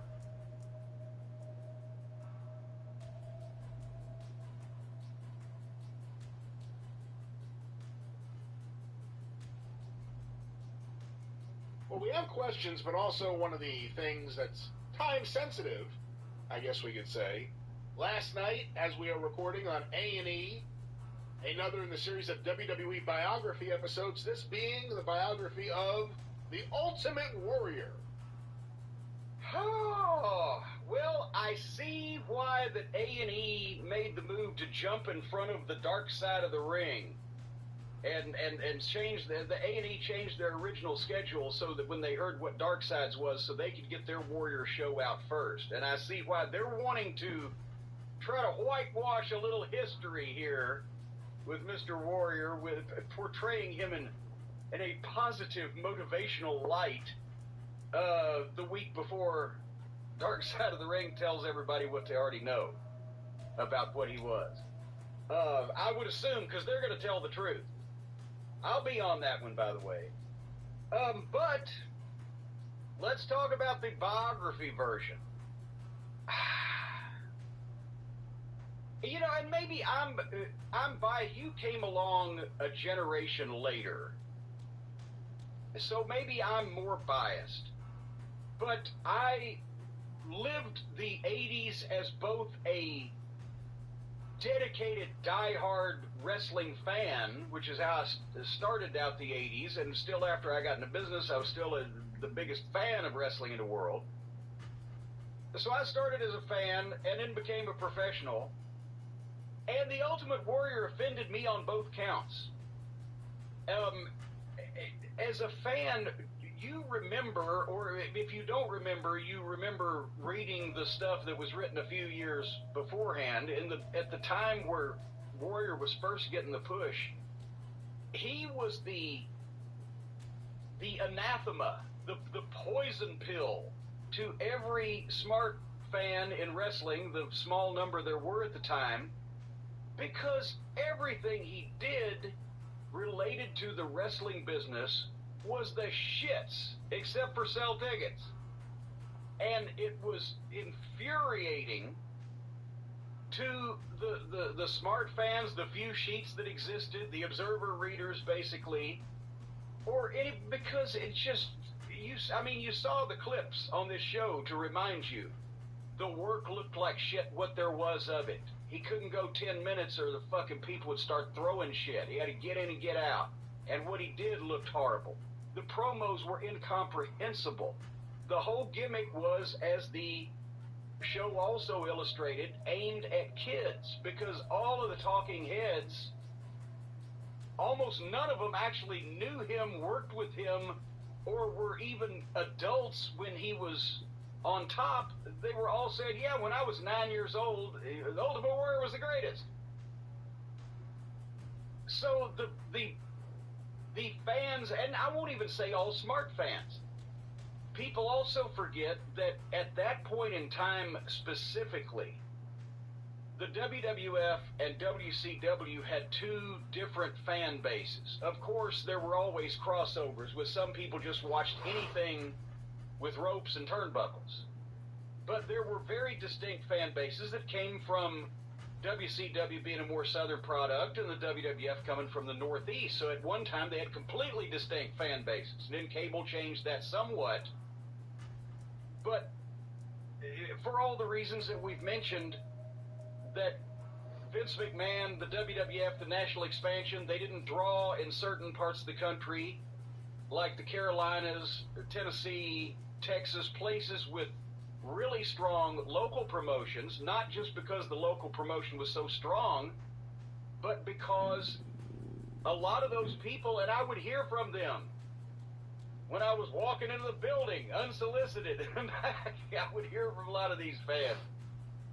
They thought the NWA was the adult product, was more serious, was real, however they phrased it.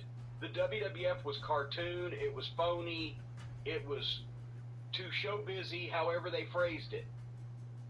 So those fans, that Hogan worked because Hogan could also work, and Hogan could talk and connect with people. The other bodybuilders in wrestling, and we can talk about them here in this discussion here in a few minutes, had varying degrees of success depending on whether they ever tried to and accomplished learning to work or not. But Warrior, would you say, Brian, was really the first total Vince McMahon creation out of whole cloth? This guy looks great and is in no other way suited to be in this business, but we're going to push him and we're going to smash him over, and because of the look and the style that I am creating, it's going to work. He was the first everybody else had come from a territory where they spent some time, they had some experience. This guy, he just, I know Warrior had worked 6 weeks in Memphis and been in Dallas for 4 months or whatever the fuck, but He pretty much just smashed this guy over with no help from the guy because the guy didn't know what he was doing. Would that be the first notable case of Vince doing that? I don't know, and I think that's a little harsh towards what the Ultimate Warrior, Jim Hellwig, did bring to the table. What did he bring to the table? I mean, no one to play that role and for it to work in that role, and like you said, you and I have different perspectives on this based on our age and when we started watching wrestling. You may not realize, but I don't know how many people could have pulled that off and done what he did in his bizarre way. Well, no, I'm not saying that somebody else could have done it, but the look, nobody else looked like that. Especially Vince tried it. Vince wanted Tom McGee to be that guy. And it's interesting to think about the fact that he went with Warrior. But we'll go back and look at the tapes, though. The one thing that Warrior had that McGee didn't have was Warrior looked like he was going to have a stroke. Every time you saw him, he ran to the ring, he shook the ropes, he did all his shit, he ran in place. That's why he was always blown up. He had no cardio anyway, but he couldn't go fucking 8 minutes because he's having a goddamn aneurysm the whole time. McGee was almost fucking, laid back. So I'm saying Warrior's body, look, and intensity, the way he delivered the promos, even if they were complete nonsense, you couldn't understand it. It was the over-the-top cartoon 80s era of the WWF. He looked like a superhero. He acted that way that not even no grown man ever acted like, but also no fucking crazy wrestler had ever acted like. Because only in his mind did any of that shit make sense. And I've said it before, it's like, when Jimmy Valiant was handsome, Jimmy Valiant is a baby face. His fucking promos, if you wrote them down and read them back, didn't make a lick of sense. But because he said them that way, they got over because it sounded like him, something he would say. I'm just saying the whole thing with Warrior was the look, the body, the physique, and him looking like he's going to have a stroke all the time. And Vince smashed it over, had every top guy in the company not only put him over, but put him over quicker than they put over anybody else, including and up to Andre. And it didn't last long because it wore thin. Because go back and look at the history of bodybuilders in wrestling. They've been around since the days of the bodybuilders, but the ones that learned to work, and I mean, Don Fargo was a competition bodybuilder before he got into wrestling. And at various points in time in his life, you could see it because he'd train down and do whatever, but then other times he looked like shit, but he learned to work. Then you got guys like Magnificent Zulu that we've talked about. Had to go from place to place because he looked like $1 million, but he was a shits. Once you saw him 3 times, like, fuck. But they gave the Ultimate Warrior nothing. But that's the other thing. It's not like they gave him the title. And again, different perspective. I was 10 when he got the title. They gave him the title, and then whatever excitement an Ultimate Warrior fan had for that title win was gone pretty quickly because he had no heels. He had no one to work with. They brought back Rick Rude. He had just beaten Rick Rude the year before. Even though he had a haircut, it was still Rick Rude. There was no one for the Ultimate Warrior to wrestle. The WWF at the time, just like they did with Diesel and other people, as soon as he got the title, all of a sudden it's a different Ultimate Warrior than the one that won over the fans. But he had no one. Look at 1990 WWF is a rough year. There isn't a lot in terms of singles heels. There's Earthquake, who's working with Hogan most of the year. There's not a lot there for Warrior. He doesn't get a lot until 91 when The Undertaker shows up. Hey, on the flip side of that, would you want to work with the Ultimate Warrior? Hey, No, boy, I'd love to. No, I wouldn't. And anyway, that's what I was going to say is the dedicated fans, traditional wrestling fans, they were like, what the fuck?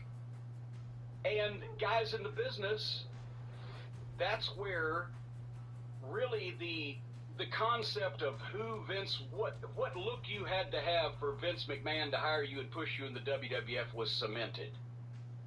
And a lot of guys that were never going to look like that, but were fucking talented, resented that, obviously. But also, that's when everybody either started trying to look like that, or guys got into business basically because they already looked like that, and that's where we had to go through that several years of just insanity with everybody that had ever lifted a weight. But, you know, but that's the thing.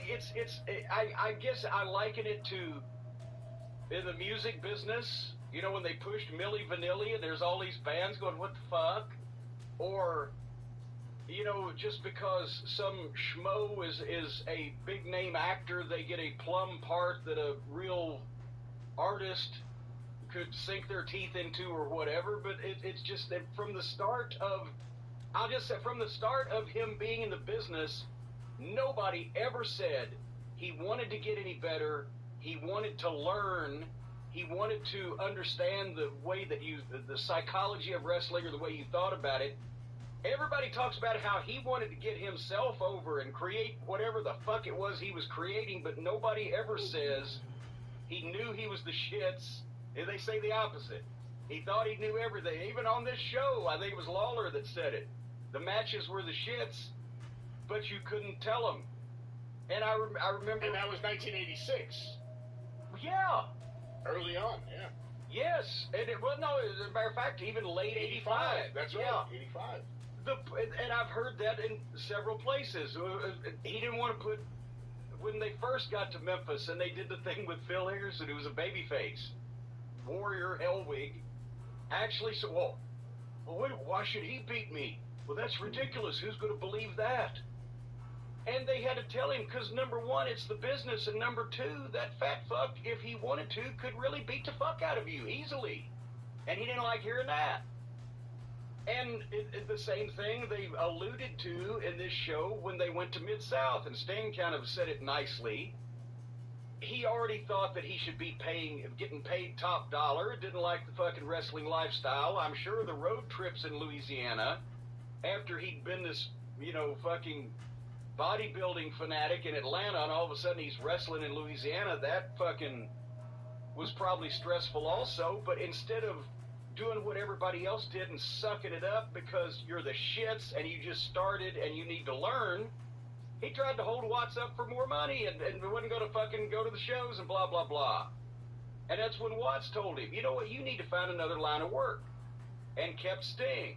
And Sting did it the right way. And then this fucking guy gets pushed by, let's face it, the world's biggest wrestling promoter who's had a lifelong bodybuilding fetish. And they both end up, Sting and Warrior, on top of the two big companies, but Sting actually learned and paid attention and tried and admitted he didn't know what the fuck he was doing, and the other guy just had somebody hand it to him. So there was a lot of heat from the fans and from the wrestlers on this guy. And I've told you what Bobby Heenan thought of him, and et cetera, et cetera. So the first time I saw this on television, I was already in the business, but I said, this is the worst thing I've ever seen. It's the ultimate difference, no pun intended, between the traditional NWA style of pro wrestling and this WWF ice cream bar cartoon bullshit. And that's why Sable is the female Ultimate Warrior to me. They have had a track record of being able to take people with absolutely no discernible talent whatsoever for the job at hand, except they look great standing there, and Vince can work that mass hypnosis and get these schlubs over. And it just always used to drive me out of my mind. But anyway, they went to great lengths to babyface him from the start on this. They had his mother, his football coach, his daughters. I didn't know he was from Crawfordsville, Indiana. That was surprising later on in the episode where he talked about Dick the Bruiser and the Crusher, the idea of him watching them when he was a kid. Well, and see, that's the thing. You didn't actually have to watch Bruiser and Crusher if he was born in what, 1960-ish. So if you were a 10, 12-year-old kid in Indiana, you didn't have to ever see a wrestling program on TV ever to know and hear Dick the Bruiser and the Crusher. I refuse to believe he ever watched them on fucking television. I refuse to believe he'd ever seen a wrestling match before fucking Bassman got a hold of him. He didn't get mentioned either, did he? They had the guy that was running the gym instead of Bassman. I wonder where that fucking slime ball ended up. But anyway, here's that they baby-faced him, his daughters, his mother, his football coach, his small-town beginnings. He looked normal in high school. He was, 150 pounds lighter than he was 3 or 4 years later. There's a red flag. Who is author David Shoemaker? That's the fucking guy from the Andre the Giant documentary that was just making stuff up. But saying it like he was an authority, like he did here, and he knows what he's talking about. He was the guy who said Andre toured the territories as a heel attraction for the baby faces to beat. Don't we know every person of any note that has written any type of book about wrestling? Yeah, pretty much. Okay, so if this guy haven't written a book about wrestling, then what does it make a difference if he's an author of fucking classical Middle English poetry? Why is he on a goddamn biography of the Ultimate Warrior? Well, apparently he did write a book years ago about wrestling. What? I don't know. He had some kind of character. I think he's like the Masked Man. And he was on like a podcast on, I think it was Bill Simmons, because Bill Simmons uses this goof in his various things, like he has credibility. But he's like one of these guys that liked wrestling enough to want to talk about it and do a podcast, but didn't like it enough to learn anything about it. What a goof. Well, that's the thing. I'll jump ahead. I made this note later, but the talking heads are all podcasters. And this is their descriptions. Podcasters, authors, a comedian. And they're all fucking 40 years old, and every single one of them was a kid when the Ultimate Warrior went, and shit stain somehow ended up on this.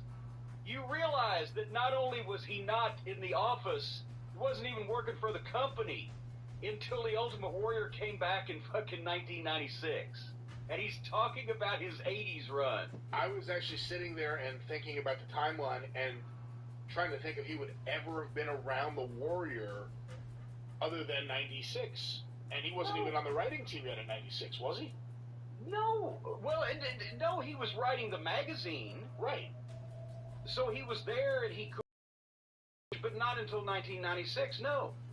But he probably did comments from something else, and they did, because did you notice nobody that actually worked with this fucking guy on a regular basis in the ring was even quoted?